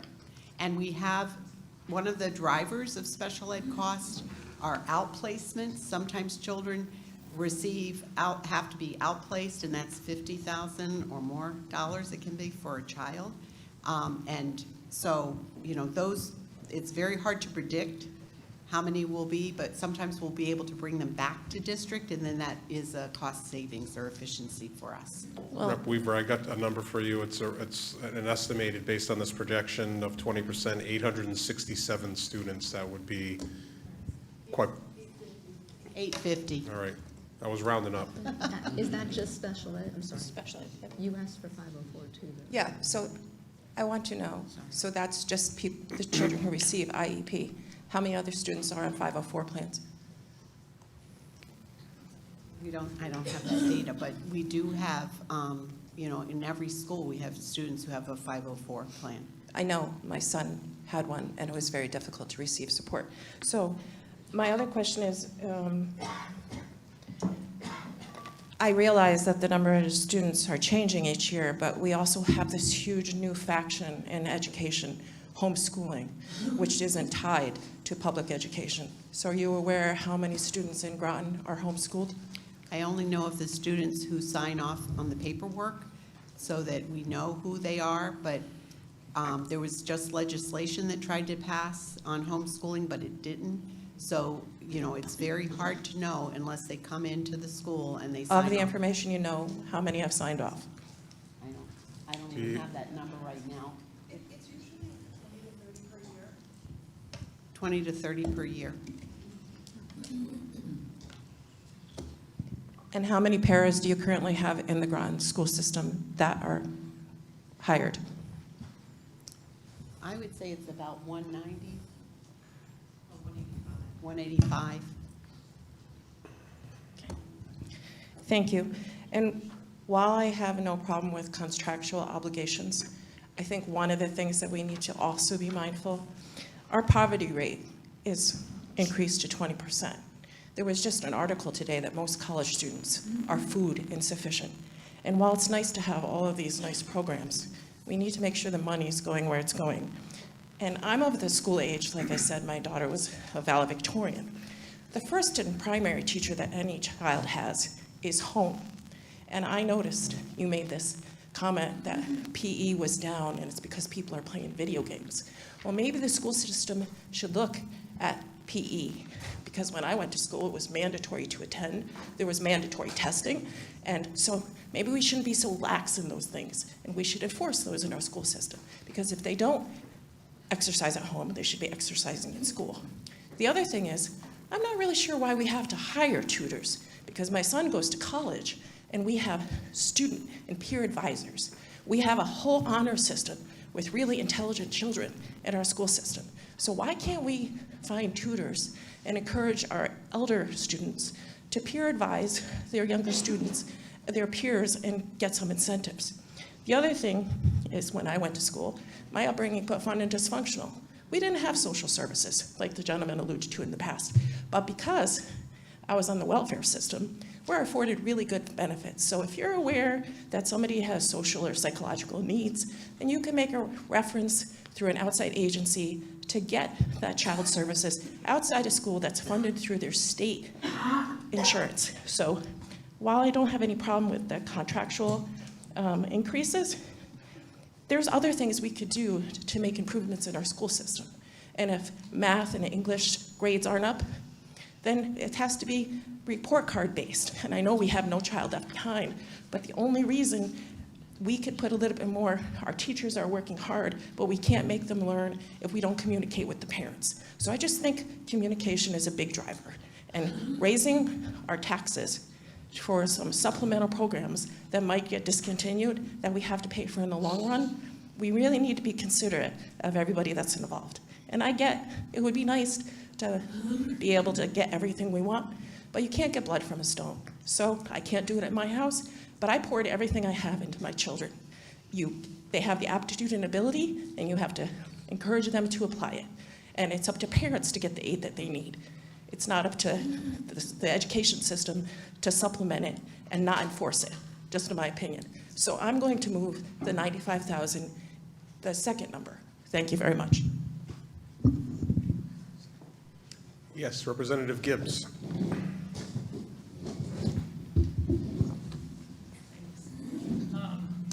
So I have 3 small children, and they're not quite in school yet, but getting there. They're still a little young, but I guess I sort of have a different perspective on this. So when you increase the property taxes 4, 5, 6%, you're taking away from a parent's ability to provide for their children, and it makes it harder for parents. Sorry, I don't talk very often here, so I'm a little nervous. It makes it harder for parents to provide for their children, and they have to work overtime, get another job. They're not there for their children as much because they're just trying to make ends meet, or, you know, provide for extracurricular activities or, you know, other experiences that are beneficial to children. And so I think that, you know, education is extremely important, obviously, but there has to be a balance. And I just feel like a 10% increase from the general fund is kind of hefty. So for that reason, I'll be voting for the first number, and that's it. All right, Representative Aubry.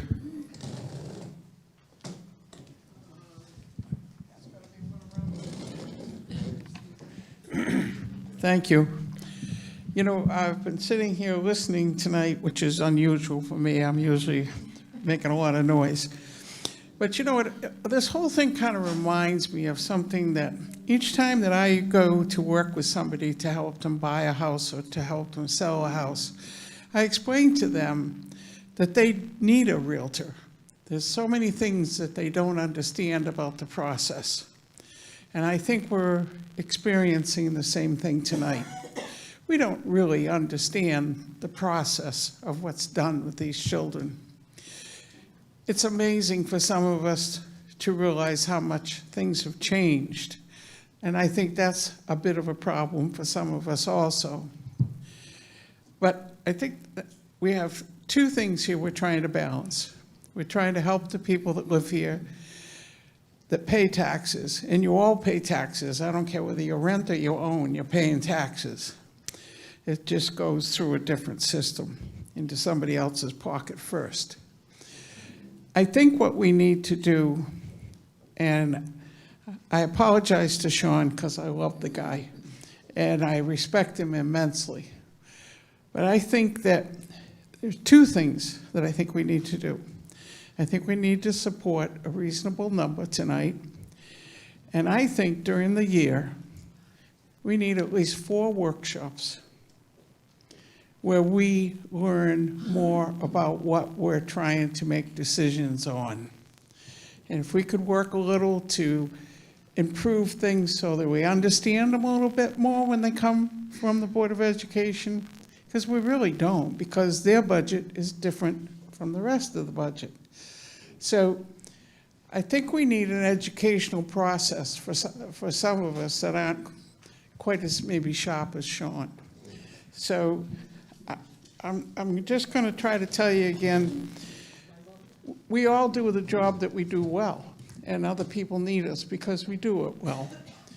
And I think that overall, we do have problems in Groton, there's no doubt about it, but it's still a wonderful place to live. It's a wonderful place to bring up your children. It's a great place to grow old. So I'm going to ask you all to just tonight vote with your heart, not necessarily your brain. And let's try to do the right thing. Thank you very much.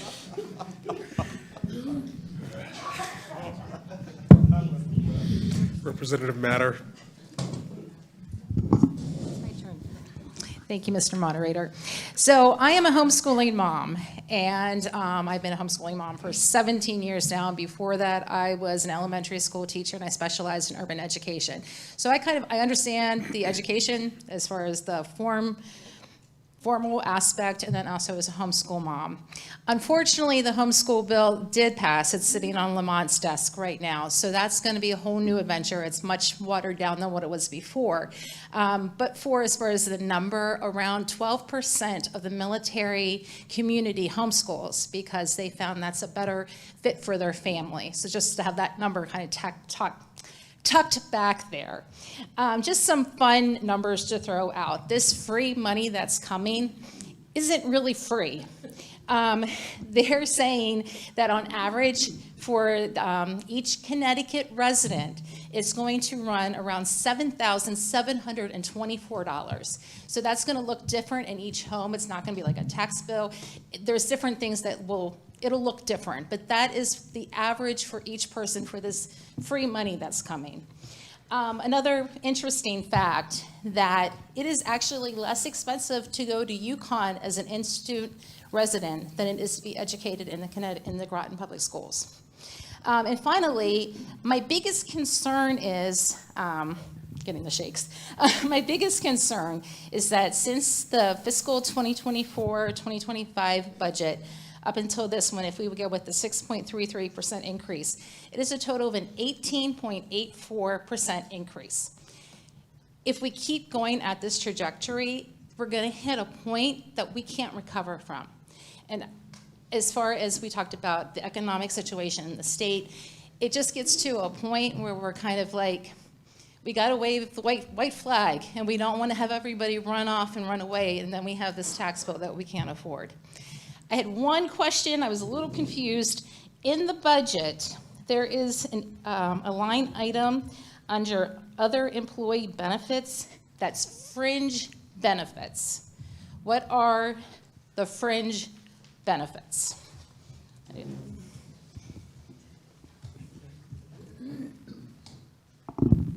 Rita Parsiak, the Finance Director. Can't hear you. Hi, I'm Rita Parsiak, the Finance Director. The other line for the health benefits is for the retirees. It's other, OPEB it's called, but it's for our retired teachers. Okay, it has, for line number 102 says teacher retirement. This is line 105, so that's an additional. That's for health insurance. Okay. Versus And teachers' retirement. Health insurance is line 90 and 91 for paid and other. So The other health insurance is for retiree health insurance. Okay. Does that make sense? So the fringe benefits is for health insurance for retirement. For teachers that are already retired. Okay. We have to contribute to their health insurance if they're already retired. Is there any reason why it doesn't say that instead of fringe benefits? Because when you see fringe benefits, it looks like coffee and, extracurricular. Fringe benefits is health benefits. Okay. All right, any other first-time speakers? Well, again, I'll recognize you, Chair. Go ahead, Chair Chase, before I go to Zizolka next. Okay, I also want to reiterate that once this number goes up, it can never go down. Whether they need the money or not in coming years, you cannot reduce it. Keep that in mind. Also, I'd like to clarify the new hires. I think they were mentioned that they hiring, was it tutors? You're hiring how many tutors? 4 tutors, 4 tutors and 1 social worker. Yes. Okay, so when that number of 27 vacancies was brought out in the town council meeting, that was not disputed. So now we're only hiring 5 people, new people, so. I didn't add in when I was. Hold on, Chair Washington, can you let her finish, and then you can retort on that, please? Okay. So they're only hiring 5 people versus the 27 openings. So like I suggested, that can be part of the reduction in their budget if the first amended motion goes through, with the other 2 also suggestions. Okay. I'll let Chair Washington be able to respond. I just want to clarify about the reduction number. For the folks that don't know, there's a minimum budget requirement that Chair Chase is talking about. So whatever number that is approved here is higher than last year's number, so you cannot go any lower than that number in future years. However, there's only one way that you can do that, and is if you represent a lower student population, and it could be adjusted in that format, which is a calculation that's through the state. Now, I can kind of assist this too, if you like. Now, there are, in theory, 4 new positions that are going to be tutors. There is going to be 1 additional social worker, but if there were the 27 open positions or currently vacant that are still a district employee position, is that, am I saying that correctly, Chair Washington? Like, again, it could be vacant right now in an English classroom, it could be a math classroom, but we just haven't filled that position, is that correct? Correct. Okay. So I would say. It was not disputed that Okay. those have Understood. been vacant for a number of years. Understood. Just saying that. No, that's not true. You just haven't been able to fill them. Yeah, come on up and you can clarify, please. That, maybe we didn't say it at the town council meeting, and I apologize if we didn't say it, but that's not true. Those are positions that we do need, we just haven't been able to fill them yet. And say paras, we say there's 10 open para positions, but that don't mean that they're open. That means maybe some left, so it's rotating, some left, so, we need to fill the ones that have left, so it goes on and on and on. But those are positions that we actually do need. And when I came up before, I didn't tell you about the 2 building subs that we're hiring and a tech teacher, and we also have 5 teachers that we have to replace that are retiring, and a principal that's retiring. But I just want to say again, just because those positions are open, that doesn't mean that we don't need them. It just means that we haven't been able to fill them yet. It could be a speech pathologist that we need. They're very hard to find.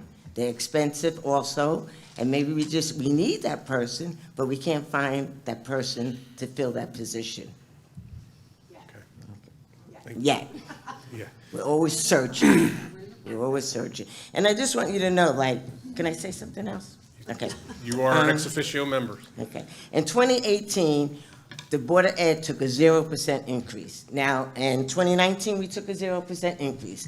Now, Chair Chase will say, well, your superintendent agreed to take that 0% increase. Correct. But even though we took the 0% increase, we saved the taxpayers money that year, those 2 years, by taking a 0% increase. So we should get credit for that. And in 2020, we got 1.27% increase. Then in 2021, we got 0. In 2022, we got 0. In 2023, we got 2.2% increase. In 2024, we got 2.9, or you can go 3% if you want to. And then our 2 highest numbers were 2025 and 2026. In 2025, we got 7.9. And in 2026, we got 4.6. But all those other years, we got a low increase. So I just want to put that out there. And even though we did agree to take 0, we stayed 2 years, or more than 2, 4 years, without taking 0, we saved the taxpayers money. Thank you. All right, I got Zazulka first, followed by Powers S. Thank you, moderator. I have a question for the finance director. We still have pilot payment in lieu of taxes, and do we have, for the Board of Ed, the military impact aid? We receive monies as a town from those 2, not accounts, but I'd like to know, okay, I would like to know if anyone has done a study of, let's just take the military impact aid then on the education system, since that's why we're here. In the 80s, we met with the government, the federal government, and we asked if we could tax the federal properties, the housing that they have in Groton, because we would receive more than we got in military impact aid. Is that still the case or not? Does anybody know if we would receive more from the federal government, who currently sends us whatever it is in impact aid, would we, if we were able to tax all the properties in the town of Groton that are connected to the military, would we be receiving more than what we get currently? Is there anybody who has done that study?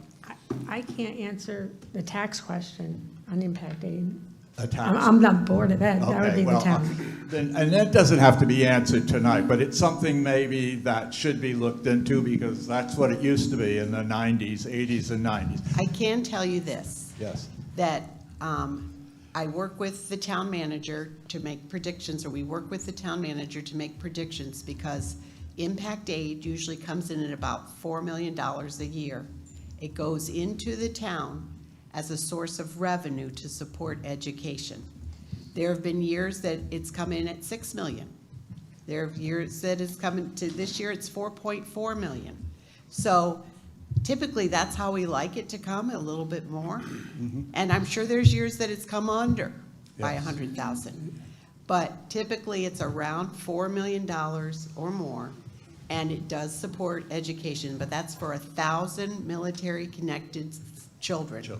The largest number in this region, in the Northeast region. That's right. Okay, thank you. And my last question, I think I heard that when you came on board as our superintendent, we only had 1 psychologist in the system or 1 social worker, whatever that number is. Has there been an increase in either the number of social workers or psychologists in the system since the superintendent before you and yourself. There is an increase, and there's a need. Yes. There's a specialized need. We also created programs in special ed that we could bring kids back from outplacements. Those placements I talked about that were 50,000 or more a year, so that we bring them back to small classrooms with a specialized special ed teacher and a social worker. And we have it in the elementary, middle school, and high school. And it has really been a cost efficiency because we've been able to keep them in district. And we have this marvelous program that really works, and they graduate, and they do just fine. Thank you, and I do understand that. Thank you. Okay, thanks. Chaz, I want to clarify something. So impact aid, we get $4 million for impact aid, and we have 1,000 military students. That's about $4,400 per student. That's way under what we spend per pupil. Yes. So the impact aid that we receive does not even cover, per pupil, does not even cover our per pupil expenditure. Yes, thank you. Representative Powers S., followed by Representative Frickman. Thank you, Mr. Moderator. Just so we can clarify something directly, in 2019 to 2020 budget, 2021, 2020, 2021, 2021, 2022, we're seeing zero increases in this education budget. We built a school for the middle school, and we bonded, what was the bond, John, 92 million? We built a school, it was $181 million, and the superintendent sat in this room and told all of us how much savings we were gonna have by doing that school, okay? Then we've gone from 22 to 23, and the budget has increased $1.7 million, 2.3, 6.4, and now we're going up another $5 million. So when we talk about this budget, and this is no reflection on the teachers, the students, we're increasing and increasing things. I went through the capital improvement list. I gave that earlier. I'm not going to repeat myself again. It's another $20 million. That's $200 million in less than 10 years. Okay? So when we talk about funding, we're talking about the taxpayers having to pay on these debts that we're creating through our bonding system to educate our children. There's nothing wrong with that. But when I sit here and I see 0 and 0, there was a reason for that. And that happened because we all worked together to get there. Okay, because we really, as a community, decided we were going to do that, just like we're doing the school project for the athletic fields. Just like we're going to do the heating and AC for the 4 buildings that we got. It's another $14 million. You know, we work it together in this room the best way we can. And when we come out and we're trying to defend positions that we have about the budget, it's not very clear to a lot of the people that are watching this. Thank you. I just want to remind you all that the school referendum went out to the general public for people to vote on, and it was the taxpayers that voted to fix the schools. It wasn't the Board of Education only voted. It was the taxpayers in the town of Groton that voted to fix the schools because they saw that the schools needed to be updated. And the same thing with the athletic fields. The taxpayers again, it went out to referendum, and the taxpayers again voted to fix the athletic fields, okay? And the other thing is, yes, maybe in the beginning when we had new schools, we saved money, but the new schools, some of them are 10 years old. The maintenance is happening again. They need repair, they need painting, they need maybe new doors, new windows, I don't know, but they're old. They're not new anymore. Just like you have a new car, maybe for the first 2 or 3 years, you don't have to do anything. But when the car gets to be 8 and 10 years old, stuff starts to happen to the cars. The same thing with our schools. The new ones that were new, Northeast Academy and Kathleen Kanaska, yeah, they were new 10 years ago. But they need updating now. And the other thing about Ms. Weaver, what you said about poverty, yes, poverty, we have a lot of poverty in this area. That's why our schools need the support, our students need the support that we want to provide in the school, because we all have a lot of poverty. And that's why we need all those extra support services in our schools. But you can't hire for them. We're trying to. It's not that we're not trying, But so. they haven't been posted. Okay, you don't have the floor. Representative Frickman. Yeah, thank you, Mr. Moderator. I just want to point out a comment made earlier that the average in-state tuition for a UConn student is about almost $30,000. The average per pupil expenditure in the state of Connecticut is about $25,000. And the average per pupil expenditure for Groton is anywhere from $20,000 to $22,000. So I just want to clarify that for some of the comments I heard earlier. Thank you. Okay. Is there any other further discussion on the second amended figure on the floor for account 1080 education? Representative Fox, then Thaxton. I just wanted to talk a little bit about the impact aid that we do receive. It looks like it's about $4 million that we receive for impact aid. And if you take the 1,000 students that we're talking about, the cost to the town for the military students, for which we get no tax benefit from those families because they live on base, that number gets to be between $20 and $22 million that's costing the town to educate the kids, from which we don't receive. Well, we receive the impact aid number, but one of the concerns that I have about impact aid is the impact aid is not from the DOD or the Navy or that end of the government. It's from the Department of Education, is who funds impact aid. And if our present president gets what he wants and eliminates the Department of Education, I would be very much concerned that we may lose the impact aid as well. Chaz had a question on the value of the properties that the Navy controls that we don't receive any tax benefit from. I roughly looked at that, and there is about $9 billion in assets that sits on the Navy property. If we tax that at the rate that we tax our residents, we would see revenues of somewhere around $28 million from taxes of that property. So it's a burden that we all cover. We're very proud of having the Navy in town, and we love having that, as having Groton being the submarine capital of the world. But it is at an expense, and we, the citizens of Groton, support the Navy in a very, very large way, particularly in the terms of educating all the children that come into the town from that operation. Thank you. Representative Thaxton, followed by Dean Shinbrad. Thank you, Mr. Moderator. Just a question for you. Are we able to put on another amended figure if one of those figures fails? Okay, Yes. thank you.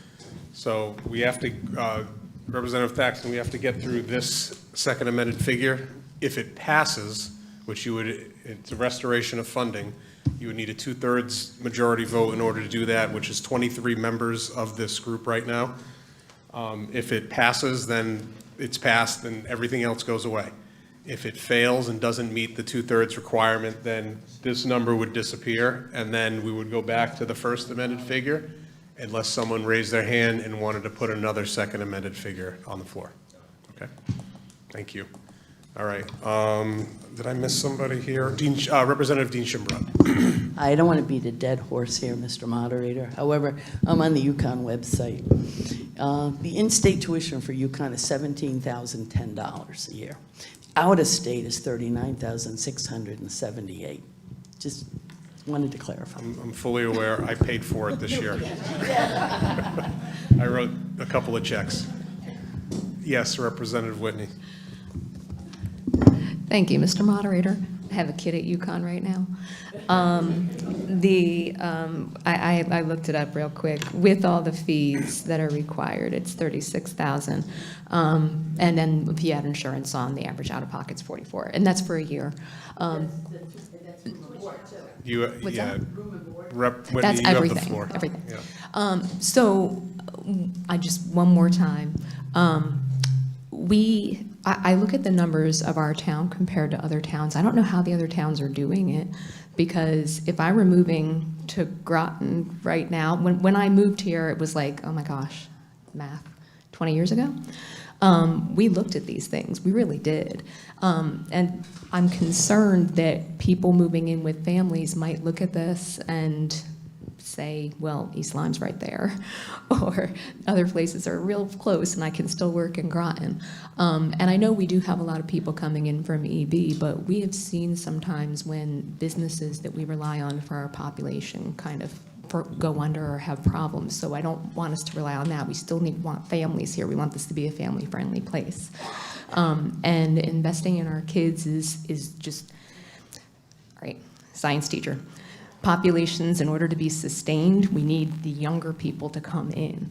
And if we are not doing things to try to pull them, I'm worried about the sustainability of our town, truly. My kids are almost done, so this doesn't affect them that much. I've got one more kid, and they're almost out. But I'm trying to look at the big picture in the long run. And also, I gotta say, I do think that education is the force that's going to help raise people out of poverty and give them opportunity. And we need that's another way to support them, is to support them getting educated and giving them resources and exposure to what the world could offer them. So I'm going to support kids always. That's my stand. I hope you're with me. Thank you. Representative Pulaski, since you have spoke to this issue, right? This is your second time, and then I'll go to Morgan. Yeah, actually, this is my first, and it's a question. I want to know whether any of these numbers would cause us not to do early childhood ed in Mary Morrison School the way we've talked about doing.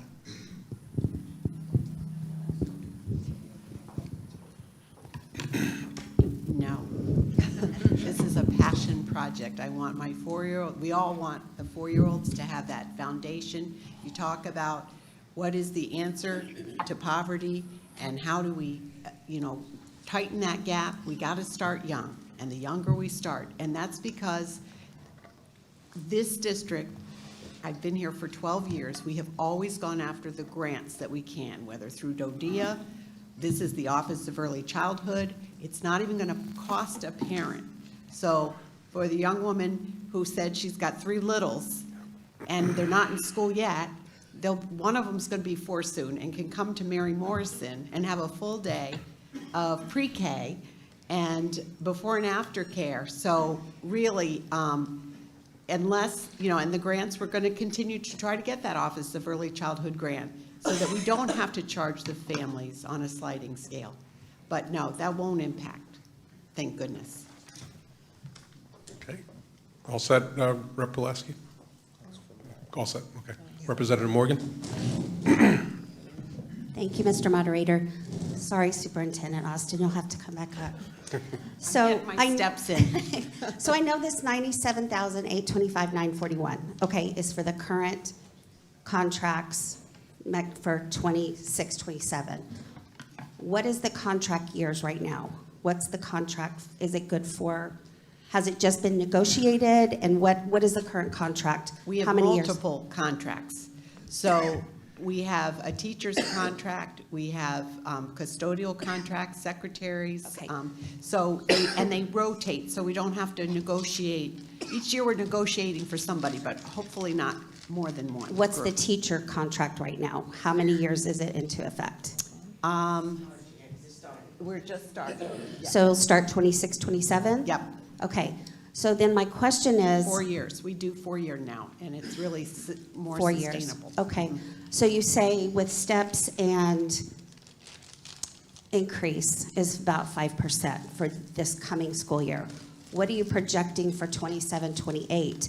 If we pass the 97,825,941, what is that number? I know you can't tell me right at this point, but if the teacher stayed I'm just curious, like, are we gonna get to 100? You know, like, what are we, if it's a 4-year contract, are there steps and increases in those 4 years, each year? Yep. Okay, and what is that percentage? Well, it Right. depends on, Well, it depends on where they are in the step, right, I get that. But there will be an increase, I'm assuming. Is there a flat line where so when there was a 0 increase in the budget, was there a freeze for teachers at that point? no, but there was, during that time when we had the Groton 2020, we built 3 new schools. There was some efficiencies. So when you close down a school, you know, then I understand before I got here, there were 10 elementary schools. Now there are 5.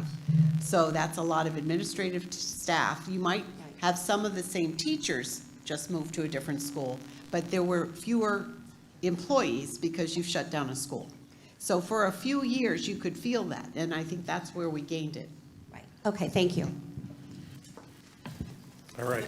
Yes. I just want to tell you that half of our teachers are at the top step, so only half of them will get that 5%, the other half will not. And I believe that's after there's 14 steps, is that correct? Yeah, I think there's And 14 steps, yes. for top step, is it just a percentage? Just a It's a percentage. COLA. Sure, Yeah. okay, thank you. All right, we've been at it for about 2 hours and 40 minutes. The second amended figure was put on the floor at 7:49.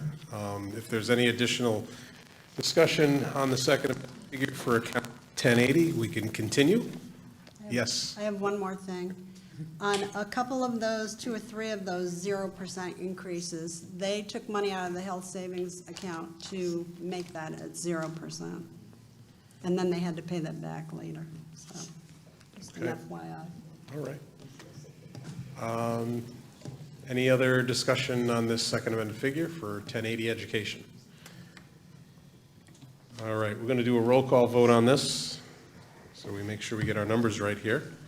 I'm going to call a vote on 1080, second amended figure on the floor for education, $97,825,941. This is a restoration of funds that the town council made.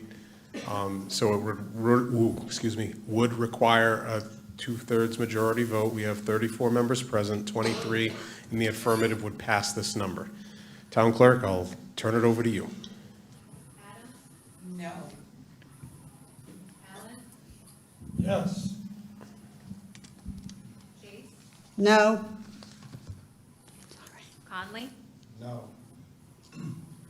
Dean Shimbrock? No. Doty? Yes. Fitzgerald? No. Fox? Yes. Brickman? Yes. Gardner A? Yes. Gardner M? Yes.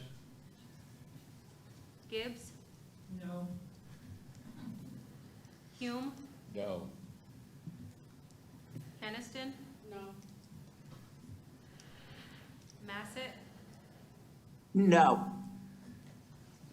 Matter? No. McElroy? No. Morgan? Yes. Aubrey? No. Perella? Recuse, abstain. Peter Freund? No. Powers K? No. Powers S? No. Pulaski? No. Spotted? No. Thaxton? Yes. Thompson? No. Umritz? Yes. Weaver? No. Wells? Yes. Whitney? Yes. Woods? Sizolka? Yes. Amboise? Abstain.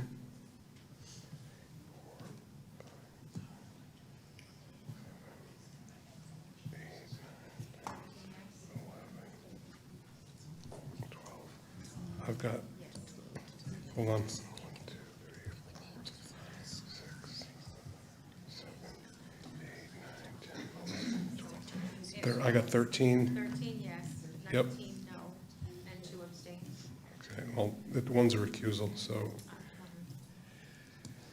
All right, so that second amendment figure fails. 13 in favor, 19 opposed, 1 abstention, 1 recuse.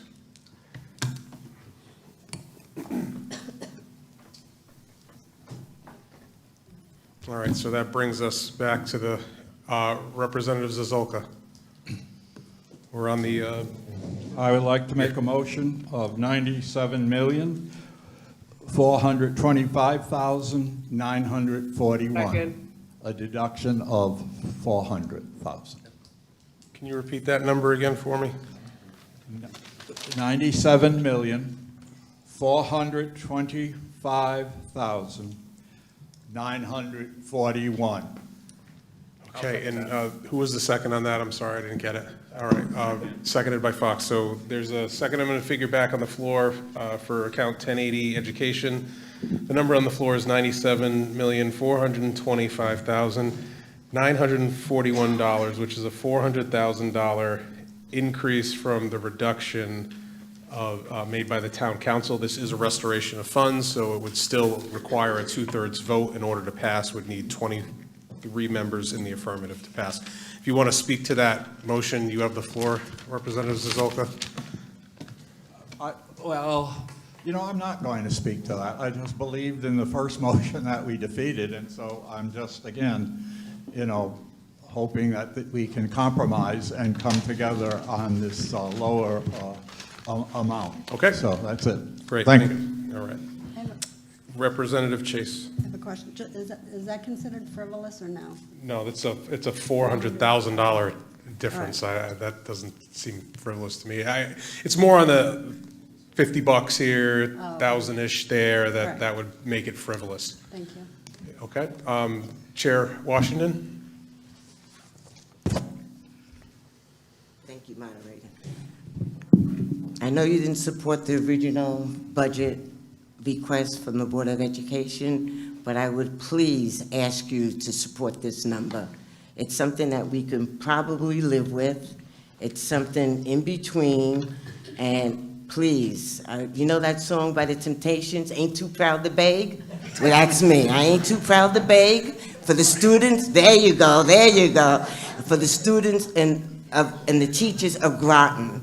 So please, please, find in your heart to support that number, please. All right, so I open up the floor for discussion on this. Again, we're basically starting back on scratch. So now I'm dealing with first-time hands. Everybody's a first-time hand out here. I saw Frickman's first, followed by Weaver. Thank you, Mr. Moderator. I just want to reiterate real quick, Mrs. Zolka, I was going to post the same number. I appreciate that number. I was supporting this number. I reiterate, I don't believe we should save money on the expense of our students' education or at the expense of those great people who work so hard to provide them the education. So I urge everybody to reject these reductions and stand with our students and our teachers. Thank you. Okay, Representative Weaver. First of all, with all due respect to our town council, they deliberated and they took time to come to that reduction, so I respect them and appreciate their time in doing so. I realize that everything's a pipe dream, and again, you can't get blood from a stone, and it will impact taxes, but I'm still interested in the amount of positions that have been sitting there that haven't been reduced. There was some kind of naivety about, like, we're hiring, but we're not hiring, but they haven't been posted, because I watch the postings all the time.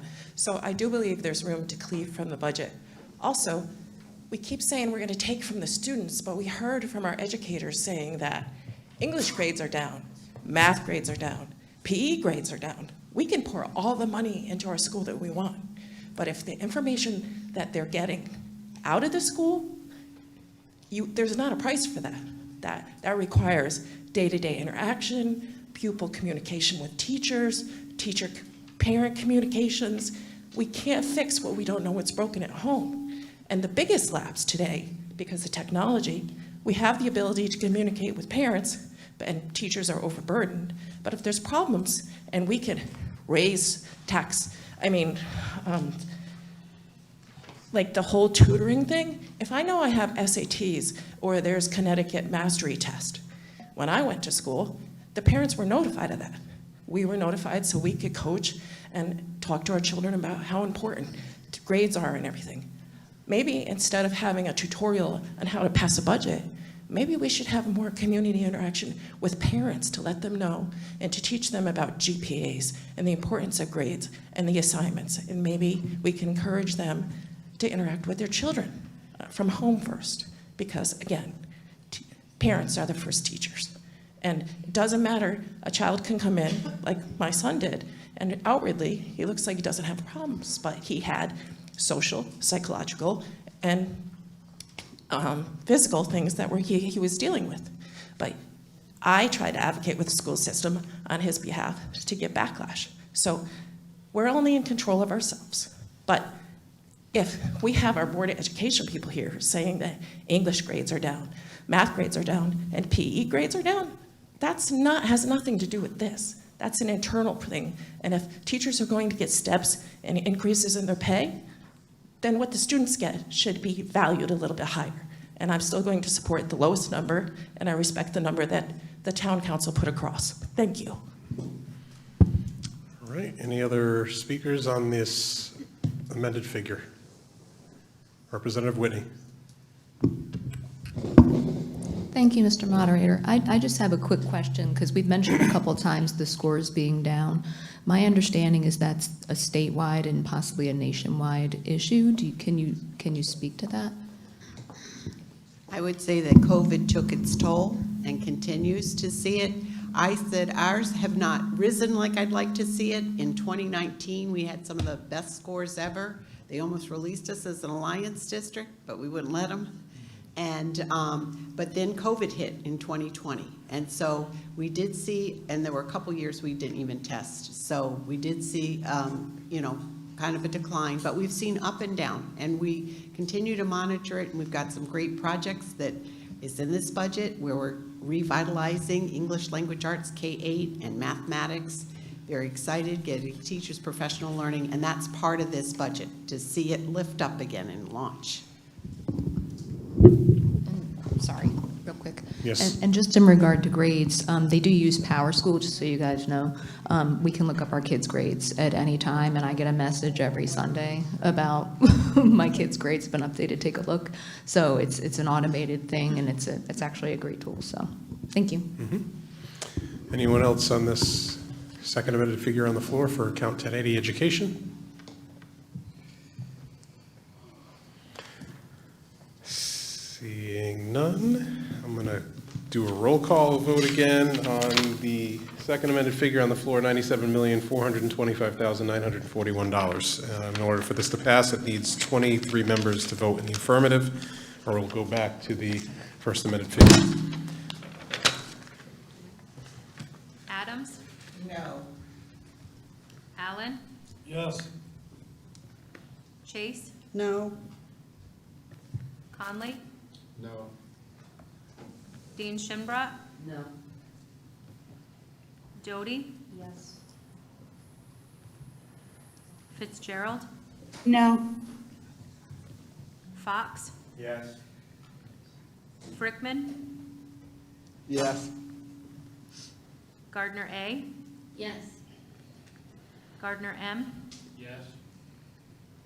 Gibbs? No. Hume? No. Keniston? No. Massett? No. Matter? No. McElroy? Yes. Morgan? Yes. Aubrey? Corella? Recuse, abstain. Peter Freund? Yes. Powers K? No. Powers S? No. Pulaski? No. Spotted? No. Baxton? Yes. Thompson? No. Umritz? Umritz? Representative Umritz? It's a non-vote. Yeah, I don't know. Oh, I'm sorry. Sorry, yes. Okay, thank you. Weaver? No. Wells? Yes. Whitney? Yes. Woods? Yes. Sizolka? Yes. Amboise? Abstain.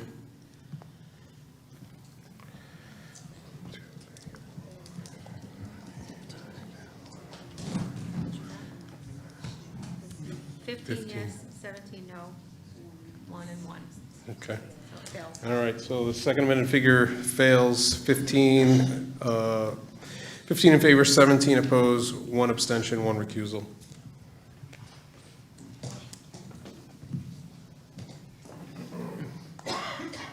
Representative Thompson? Thank you, Mr. Moderator. I would like to, can I toss a number out now? You may. 94,446,971. Can you repeat that one, please? Yes, 94,446,971. And that represents a 4% increase. Okay, then, this isn't a full number until we get a second to open discussion. Okay. Representative Thompson made the motion for the second amended figure on the floor for $94,446,971. And it was seconded by Adams. You have the floor if you want to talk to this motion. Basically, I just want to say that I have educated my daughter in Groton. Both my husband and I have gone and graduated from Fitch, and I support education wholeheartedly. However, I think we really need to be realistic, and we need to be frugal, because whatever number we come up with and vote on, that is going to be the number going forward. Next year, we are going to face a property reassessment, and I know it says in the booklet that your taxes aren't going to go up. Well, we all know they're going to go up because the prices of houses have gone up. And that's all I have to say. Thank you. All right, so we'll begin discussion on the second amended figure on the floor. I open up the floor for anyone discussing this motion. Ex officio member, town councilor, good. You could, if you want, you could just use the microphone next to that back row, or you can come up to the front. Either one works. Thank you, Mr. Moderator. I mentioned the rent increase the last time I spoke. It was not just for myself.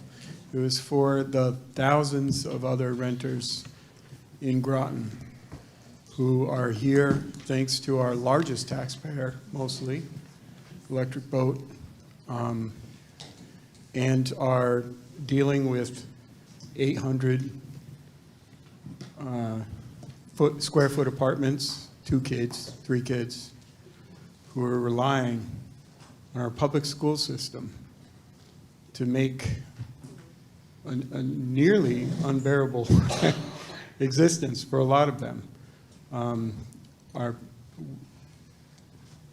I can't stress enough how many people are working 3 weeks out of the month for their rent. I'm included. There's a crisis going on, and trying to save money on the largest saving grace for these people who are living where they work is a great school system, which is, my own experience, fantastic. And we need to keep it up. And the hundreds of people who are calling me about how hard it is to have what would be considered a few years ago a good job before COVID, really struggling. And the kids are the ones who are going to pay in the end. And the future of Groton really rests on our school system. That's all I have to say. I just want to make it clear, this isn't just me. This is a lot of people. When you talk about Alice, you're talking mostly renters, okay? So that's my 2 cents, and hopefully we can keep the number as high as we can. The rents are going up extraordinary. Ask around. Find out how much more a month people are paying to live in Groton.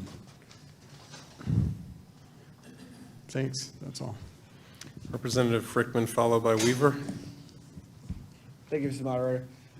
It's a question for the Superintendent, Austin. Susan, could you walk us through, this looks like a $3 million cut to the budget from what you guys requested.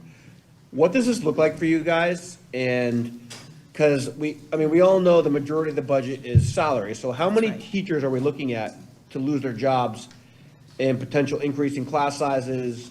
What are we looking at in loss of programs, after school activities, extracurriculars, sports, et cetera? Could you please walk us through that?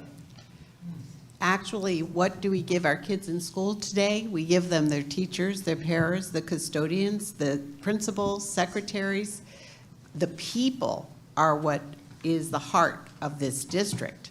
And it's 2/3 or more of the piece of the pie when you think about what is the cost to educate children. And even, we wouldn't be able to pay for, our contractual obligations, our heat, our electricity. I mean, you couldn't run a school district. I could not run this school district on that kind of amount of funding. It just wouldn't work. And you would lose teachers. I mean, we have class sizes between, that range between 18 and 22, 24 kids in a classroom. You would be talking about class sizes that we couldn't fit, our schools can't fit 30 in a classroom. I actually used to teach 30 in a classroom, but I've been doing this for 45 years, and that was like 45 years ago. But you couldn't fit them in our classrooms. So it would be devastating. And, I've talked to you about cradle to career. We have a vision here to educate children from their 3 and 4-year-old age. And yes, we're getting grants now to help that. But we're talking about, really doing the best we can, not even just during the school day, but before and after. We know kids come to school for their teachers, their friends, their programs in schools, but also for the before and after education and athletics and things that move them. So I couldn't run the district. It would be devastating. 45 positions. Where are we going to put the kids? They won't have their teachers. They won't have people to take care of them. So that was 45 position potential you could lose with this number? Yeah. Oh, that's, okay, thank you. Representative Weaver. First of all, I always like to say I agree to disagree, because those are subjective statements. We haven't really looked at the details, because contractually, she just stood here and said to me contractual obligations, they only needed an increase of $4.5 million. So, and to speak to Representative Good's statement, which is kind of He's a counselor. Okay, oh, I'm sorry, town councilor. My apologies. I can't agree with him more, because Electric Boat is going out of its way. They're actually getting people, students out of high school to give them an opportunity to work. They're putting 8,000 positions in our community. He's saying that currently rents are really high, but we also have a shortage of housing. So we're asking people to come to our community to work at Electric Boat, but we don't have rentals to put them in, and the rents are already high. So hand in hand with that, if you have a small family, and this impacts our mill rate, what would stop them from going to Ledyard, North Stonington, Salem, Montville, East Lyme, or Norwich, which are in close comparison to what we offer for schooling? And she just stood here and said that she couldn't run the school for that amount. Well, because I agree to disagree, because she just ran it for the full estimate for 2026 for $92 million. $4,575. And the difference is, they're telling us, is only for contractual obligations, maybe some field trips, and for some tutors. So again, I agree with the representative who said that we're going to have our housing assessments. So if we want economic development and we want people to come to Groton, it's a big picture. We need some place to house them. They need to be able to afford the housing. They need to be able to come to a school district whose doesn't say in a community meeting that their English scores are down, their math scores are down, and their PE scores are down. So if these other communities can provide education for a lesser cost, then all of these people who are going to commute, that we don't want to commute elsewhere, we need to be frugal. Thank you. Not just being able to afford the contracts, but losing people is what I said. You would have tremendous loss in this district. So how is it that you didn't lose people for the estimated full year for 2026 for 92 million? If we remain status quo, how would we lose people? You only said that you're adding tutors, some funding, and some contractual obligations. So the only difference we should be able to vote for technically is the difference in whatever I have no problem paying the difference for contractual obligations to keep the teachers we have, but not on subjective rhetoric saying we're going to lose 45 teachers. I would like an analysis done and prove that. Oh, and I believe that at some point, Chair Washington had mentioned this before, that it would be up to the board to go back, depending on what number was passed, and decide what adjustments would have to be made. Is that correct? Okay, so again, I'm sure respectfully that Superintendent Austin isn't trying to be rhetorical, but that the numbers could play out to that if that's the decision of the Board of Ed to make that decision. Is that correct? Yep. Okay. And this is 2 million more taken away. Mm-hmm. So, but as somebody else just recently mentioned that if, as the budget cycle proposes going forward, and there is a lack of funds, they could come forward. I'm not sure what the specifics are, but they can ask for some additional funding. I'm not sure what that entails. But if we put forward a number that is just the difference between our last budget to meet the contractual obligations, and they needed more funding at the end of the year, I'm sure that they can ask for them. Okay, any other discussion on this second amended figure? Rep. Frickman, you have your hand up again? Yeah, I want to point out one more thing based on the comments I heard. I think it's important to point out, as I'm hearing people talk about what we're paying versus other towns, Groton currently is under per pupil expenditure than what East Lyme, Waterford, and our closest neighbor Stonington is paying for per pupil expenditure. So when we're comparing getting people to move to town and we're worrying about competitive, like, all the EB employees moving in, if we're not competing against East Lyme, Waterford, and Stonington, people are going to move there. So I think it's important to point that out, what we're paying versus what some other towns are paying and what we're currently wanting to do. So that's all I want to point out. Thank you. All righty. Chair Washington. I just want to point out that our current budget is 92 million, correct? This is only a $2 million increase. Salaries alone is a $4.5 million increase in our budget. This increase will not even support the salary increase in our budget. Do you understand that? Do you understand that? Do you understand that? This is a $2 million increase from the 92 of salary alone, contractual salary alone is $4.5 million. This does not even cover that. Any other discussion? Oh, Town Manager Burt. I usually stay out of the Board of Ed stuff as much as I can. I've spent quite a bit of time with their budget. It's not the easiest to read. It'll be better in the next couple of years as they move to the town's finance software system. I think it'll be a lot more transparent and we get a better feel for it. I think this would be untenable for the Board of Ed. I support the town council budget. So. Thank you. And again, Town Manager is an ex officio member of this body, so he has the right to speak. Any other discussion on this second amended figure on the floor? Yes, Representative Thaxton. Just real quick, thank you, Mr. Moderator. I'm opposed to the amended figure we're about to vote on. I think it's clear, unfortunately, we won't be able to compromise between the 97.8 million and now the 97 million that the town council has proposed. So I'm in support of the main motion. And I just think overall, like, I find it saddening that there's so much debate about educating our kids in the future of our public schools. I believe many of us here are probably products of public schools.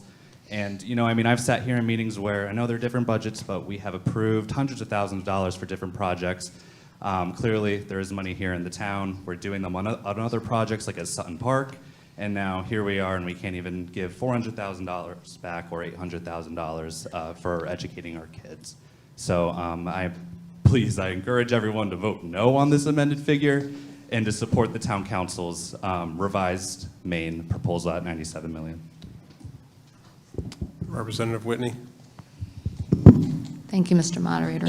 One more quick thing. I know it's been mentioned that the Board of Ed can always come back and ask for more money, but the budget that was presented to us was created before the fuel prices went crazy.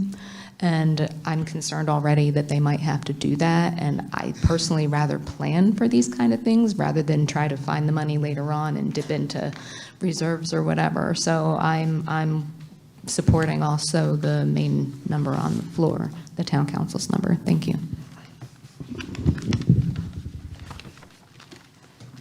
All right. Any other speakers on this second amended figure? All right, seeing none, we're going to call for a roll call vote on count 1080, second amended figure for $94,446,971. This is a reduction from the town council number, so this is a simple majority in order to pass. Town clerk? Adams? Yes. Allen? No. Chase? No. Conley? No. Dean Shimbrough? She left the room. Doty? No. Fitzgerald? No. Fox? No. Brickman? No. Gardner A? No. Gardner M? No. Gibbs? No. Hume? No. Keniston? No. Massett? No. Matter? Yes. McElroy? No. Morgan? No.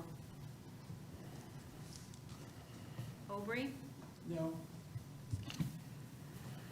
Corella? Recuse, abstain. Peterfrein? No. Powers K? No. Powers S? No. Pulaski?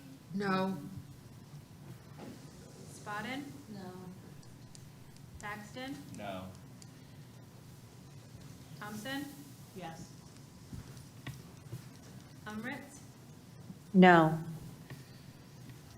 Weaver? No. Wells? No. Whitney? No. Woods? No. Sizolka? No.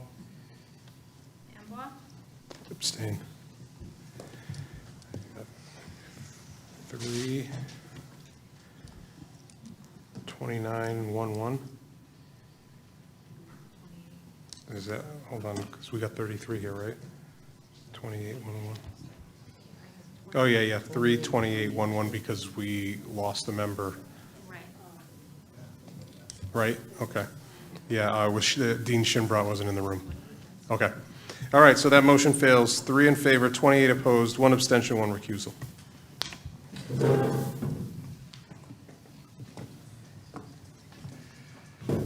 All right, right, we're back to the first amended figure on the floor of $95,851,350.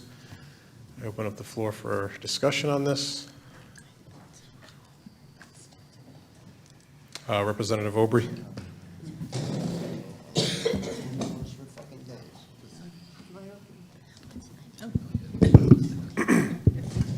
Thank you. I think maybe we ought to think about the changes that are going on in Groton right now and what the future of Groton is going to be. And the fact that I personally don't think this is going to be as detrimental as a lot of you do think. I mean, it takes a little while, but that humongous building that was built down at EB is going to come on the tax rolls. It's in an enterprise zone, so it takes a little bit longer to get that money. Correct, John? He's not Enterprise listening zones in to order me. to get it online, yes, yes. I think he mentioned that at one of our regular meetings, like last month. I'm sorry? He mentioned that at one of our last meetings when you would ask the question about when is it going to get on the rolls, and it was because it was that enterprise zone that it's going to take a while Right. to get on there, and he couldn't give you a hard number on how much revenue's coming in for that building or buildings. Right, but it's coming. And I figure our car washes are going to make a big difference now that we have one every block. But we have other things that are happening. You know, we have the new apartment complex. I don't know what the tax status is on that one right now, but we have 2 others that are about to be built. We will figure out a way to build some houses in Groton. We're growing, and as those things grow, we'll have income. And I think we've got to look at it a little positively. Everybody's concerned about this tonight, but, you know, we got to have some faith in the fact that we have very good people running our town. We have one hell of a mathematician that's our manager. And I think that, you know, we're in a better state than what we're looking at right now.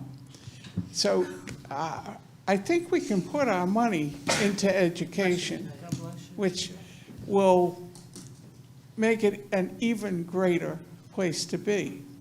And let's have faith in what's ahead for Groton. It's good. It's very good. And I mean, there might be unforeseen things. You hear about different things that might make it go the other way, but I don't think so. I think we're going to be okay. So let's be positive. Keep the education. I really do think that the companies in this town that were directing people to buy in other towns, I think that's gone away now. It was really detrimental. I had some people out one time from one of the companies that direct people, and I said, "Oh, I just built a house. I'll take you by it." And so I went up in Groton City, and they said, "Oh my God, you live up here?" I went, "Yeah." "Oh, they told us this was a terrible area. It was crime-ridden." And I'm going, "Oh dear God." But anyways, we got to have faith in the fact that we're on an upward road. We truly are. And I think we can do the best and make our education be something to be really, really proud of. Thank you. Any other discussion on this first amended figure on the floor?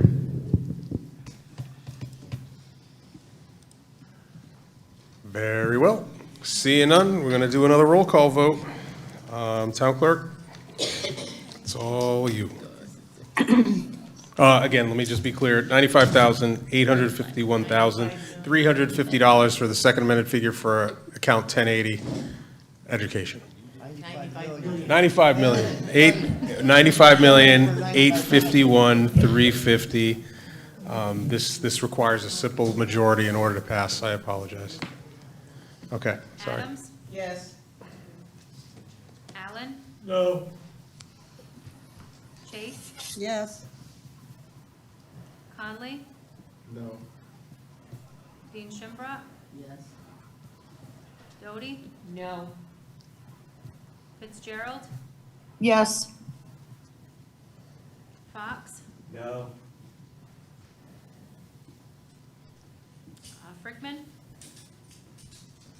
Absolutely not. Gardner A? No. Gardner M? No. Gibbs? Yes. Hume? Yes. Keniston? No. Massett?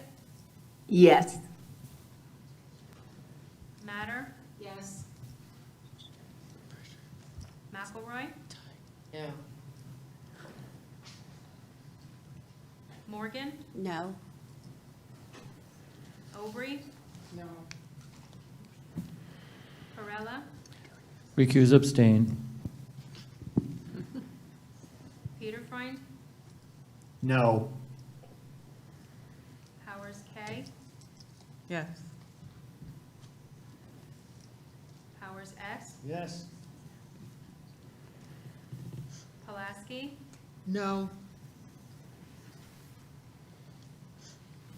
Spaden? Yes. Saxton? No. Thompson? Yes.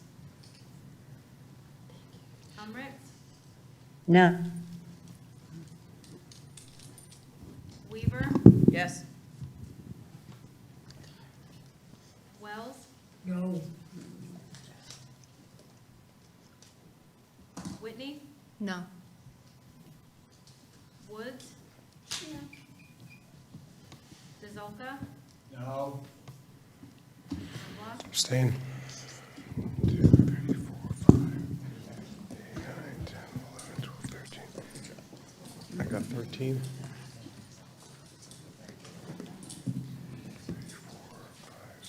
9, 10, 11, 12, 15, 16, 17, 18, 19.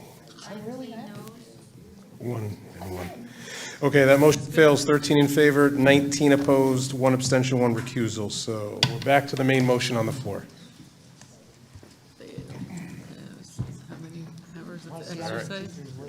I open up, all right, I open up the floor for discussion. It's been a long time since we've been at this number. That number started at 7:40 to this evening, so Hey, we got to the number, didn't we? I appreciate all of you guys being here and patient and everybody to get to this point. So I open up the floor if there's any other discussion or debate on the main motion or anything else that one might want to do. All right.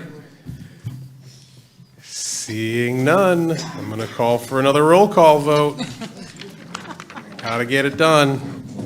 The main motion on the floor is $97,025,941. This is for account 1080 education. This is the town council's number here, which requires just a simple majority in order to pass. Town clerk, I leave it to you. Adams? Yes. Allen? Yes. Chase? Yes. Conley? Yes. Dean Shimbra? Yes. Doty? Yes. Fitzgerald? Yes. Fox? Yes. Brickman? You are. Yes. Frickman's here, yep. Gardner A? No. Gardner M? Yes. Gibbs? No. Hume? Yes. Keniston? Yes. Massett?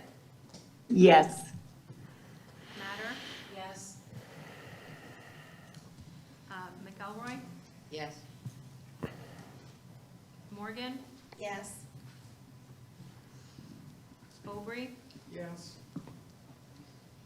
Perella? Recuse, abstain. Peterfreund? Yes. Powers K? Yes. Powers S? No. Pulaski? Yes. Groton? No. Paxton? Yes. Thompson? No. Lumberts? Yes. Weaver? Yes. Wells? Yes. Whitney? Yes. Woods? Zizolka? Zizolka? No, I'm sorry. I'm saying no. Pepperell? Abstain. 2, 3, 4, 5, 6. 26, 6, 1, 1. Yeah, because we got 34 here. All right, so that motion passes. 26 in favor, 6 opposed, 1 abstention, 1 recusal for 1080. Thank you all for that. We're not done yet, though. I know it's past the witching hour. Usually after 10, we'd have to decide whether we wanted to continue on.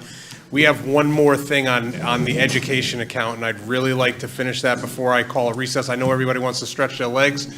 I don't know, how did that go for you guys on your minutes for this one? It's all good.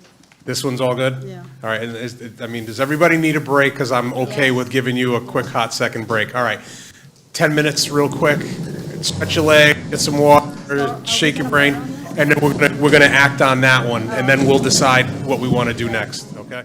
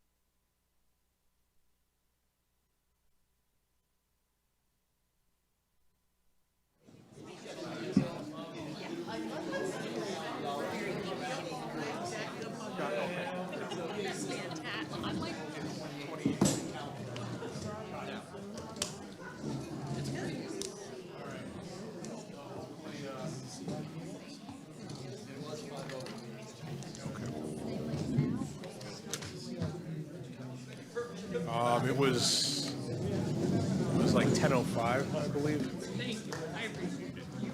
So now I can see everything. My driveway. All right. Front door. It's pretty good at night, it is, like. All right, we're back from recess. Thank you for your patience yet again. I'd like to thank, is it District 3 and 7 for doing the snack table today. It was fantastic.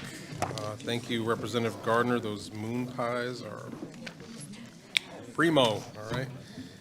And I believe I'm up next go-around. I had it written down. It's what now? Yeah, 1 and 3. 1 and 2, excuse me, 1 and 2. So I'm up. I'll come up with some sort of delicious confection. All right, Chair, if you can give us the minutes for the CIP section of this account, that'd be great. Yep. All right, CIP J5 Fitch High School PA system, and I'm going to read what I read, and you're going to correct it, because your language is not mine. All right. Motion on the floor of $100,000 moved by Chair Chase, seconded by Rep. McElroy, sorry.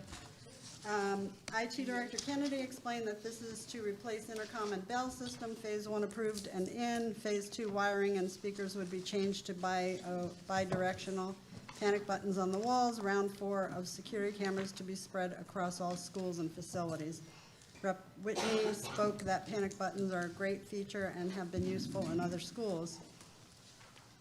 The vote in favor, Reps. Whitney, McElroy, Massa, and Chase. Rep. Frickman exited the meeting before this vote, so that CIP passed. And motion to adjourn by Rep. Whitney, seconded by McElroy, unanimously adjourned at 7:58. And I would like to make a motion of $100,000 for CIP J5. Second. Okay, motion was moved by Chair Chase, seconded by Rep. Whitney. I heard that right? This is CIP 5J, and the amount is for $100,000. And we do have our IT Director, Kennedy, here, so if anybody has any questions on this, we could fill in the blanks. Yes. Anybody has any questions? All right, seeing none, no questions on CIP 5J. I'll call for a vote for $100,000 for this account. All those in favor, please say aye. Aye. Aye. All those opposed, please say no. Recusals, no abstentions. All right, so motion carries 33, 0 abstentions, 1 recusal. Motion passes. Thank you, IT Director Kennedy. All right. All right, and then we just need to move the meeting minutes for your meeting, please. I make a motion to approve the meeting minutes of some date. Second. All right, motion was moved by Chase, seconded by Weaver to approve the minutes. Any discussion? Approval of the minutes? Seeing none, I'll call for a vote. All those in favor, please say aye. Aye. Aye. Opposed? Abstentions? Recusals? All right, 1 recusal. 33-001. I'd like to thank Chair Chase and the Education Committee for doing such long and hard work. I appreciate it, all right? Thank you. And again, I got to say it for everybody, but yeah, that was definitely a long, lengthy account, and again, detailed notes, so it was very helpful. Okay. All right. Unfortunately, Chair Watson is not here tonight to deal with the accounts that are still on the docket here. For some reason, I lost one of my papers.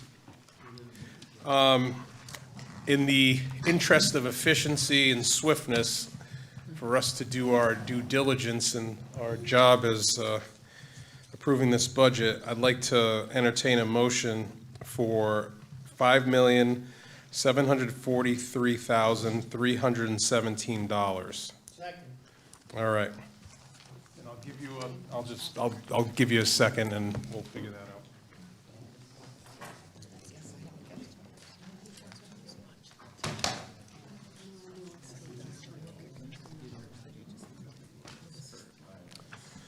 All right, so these are the accounts that are covered in the Parks and Rec budget. 1064, the account is, I'm just getting the numbers here, Parks and Recreation, $2,590,933. This number was not changed throughout any of this budget proceeding.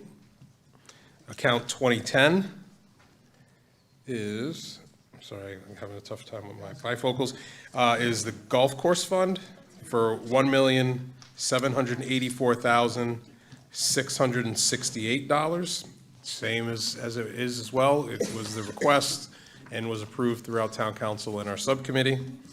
And then account 3240, which is Recreation and Senior Activities. Okay, $1,187,716. Again, went through and approved as is. This total is $5,563,317. If you notice, that's different than this number, okay? The reason why is because we included in this number the two CIPs for this account, which is 4A in the amount of $60,000, which is facilities improvements, and then the 4E, which is athletic field development, which is $120,000. That'll give you a grand total of $5,743,317 for the 3 department accounts and the 2 CIPs. And like I said, these had been approved as is, and there's been no changes since it went from the manager to the town council to our subcommittee. So I'm going to keep this on the floor, and I'll open up the floor for any discussion. We have our Parks and Recs folk over here, and I believe we have our golf superintendent still on board somewhere, maybe, if they have any questions.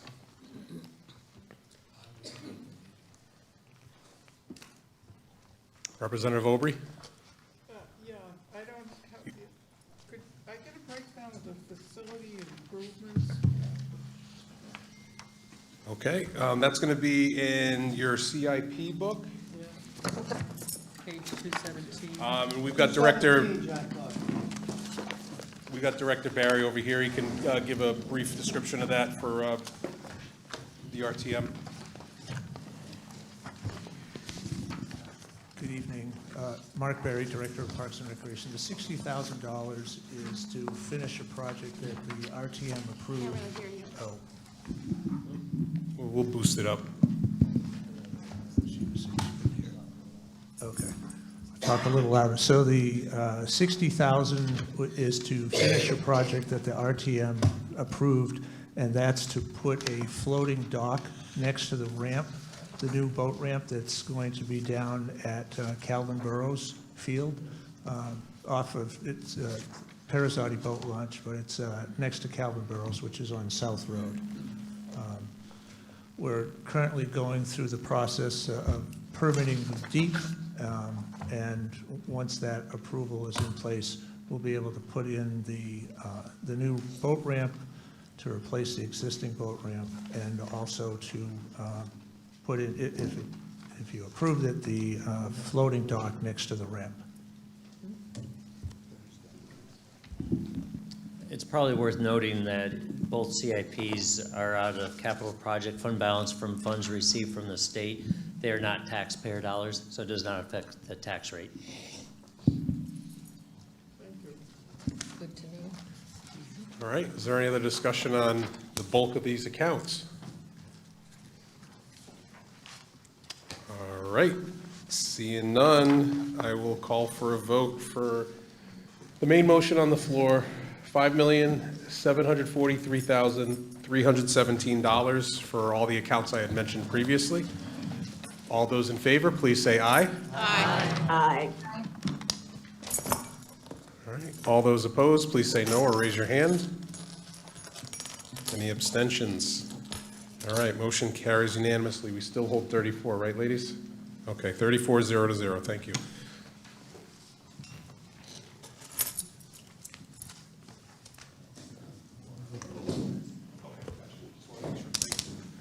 All right, thank you, Director Berry, and thank you to the golf course. All right. We've got one more. If I can recognize Chair Perella, and he can come up and present a number for us, please, for 2 accounts.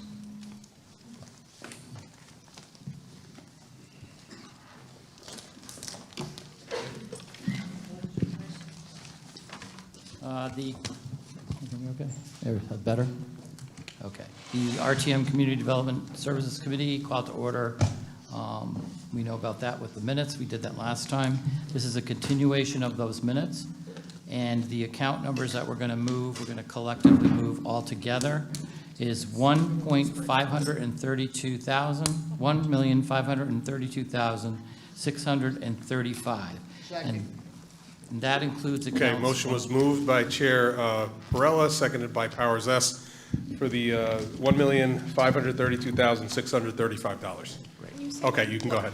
What page in the budget book?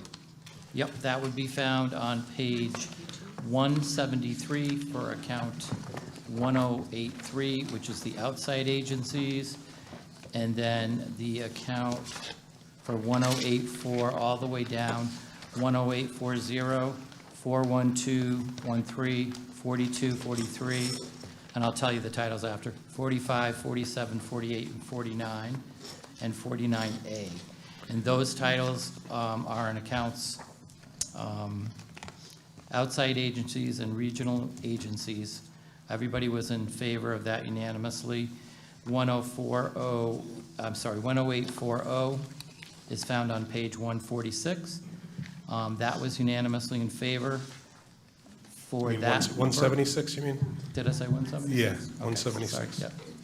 And then the 108,412, 6,000, just to break them down, that was unanimously in favor. The 108,413, the service agencies, unanimously in favor of 124,080, 124,080. And then the VNA account 10842, that was a no action account because the account was transferred, so forget about that. There's no number for that. 10843 Groton Ambulance was 344,220. We voted unanimously in favor of that. There was not a lot of discussion on any large increases on that. And then the account 10845 with the service agencies, which was 163,748. That was, let's see, there was a figure that was withdrawn. That was voted on Weaver and Morgan, and that was withdrawn, I believe, and I don't remember the specifics on that. I don't have that written. Maybe the town manager can comment on that account. Which one was it? 10845, the. Service agencies? Yeah, I don't remember what happened on that one. I have the number 163,748 that passed in committee. Okay, because I have a withdrawn note. Was there another figure on that? I think there was a mistaken number thrown out at first and had to go back and just. Oh, we just withdrew redid it? yeah. Okay, Yeah. I'm trying to remember. There's a lot of numbers out there. And then 10847, the marine sewage disposal was 19,980, unanimous. Account 10848, Mystic River Ambulance, 101,400, unanimously, and we discussed there really are 2 ambulance services, so we did a little bit of discussion on that. We actually, we get kind of a bang for our buck on that. And then 10849, the Mystic Noank Library was there, and there was representatives for that.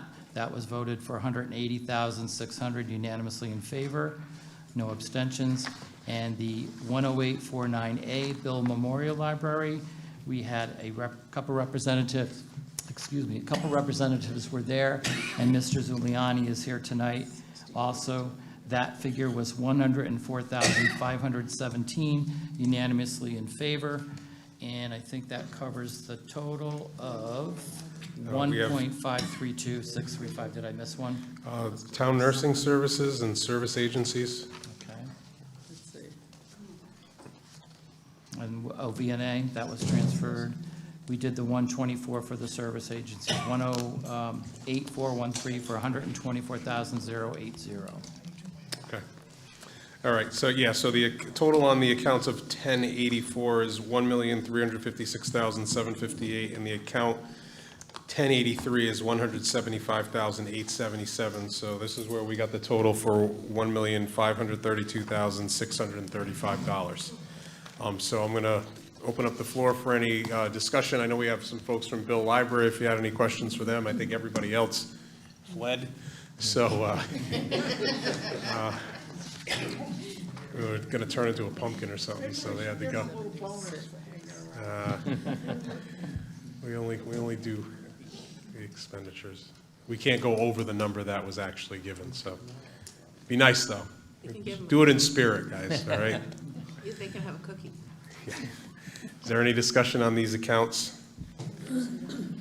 All righty then. Seeing none, I'll call for a vote on the main motion on the floor for the bulk number of $1,532,635. All those in favor, please say aye. Aye. All those opposed, please say no. Nope. Are there any abstentions? All right, motion carries unanimously 34-0. I just need you to approve the minutes of your meetings, please. Move for approval of our minutes? Second. All right, motion was moved by Chair Perella, seconded by Whitney for approval of the minutes. Any discussion on the approval of the minutes? Seeing none, I'll call for a vote on that. All those in favor, please say aye. Aye. Any opposed, please say no. Any abstentions? Motion carries 34-0. And before I call recess, we're going to be here one more night, Thursday, 6 o'clock. Again, thank you to 3 and 7 for bringing treats. 1 and 2, we're on deck. I'll make a motion to call for recess until Thursday. All right, moved by me, seconded by Alan. All those in favor, please say aye. Aye. All right, sounds good to me. I will see you next Thursday. Is it 6 or 6:30? 6. Did I say 6:30? Yeah, I think so. 6. 6 o'clock. Recording stopped.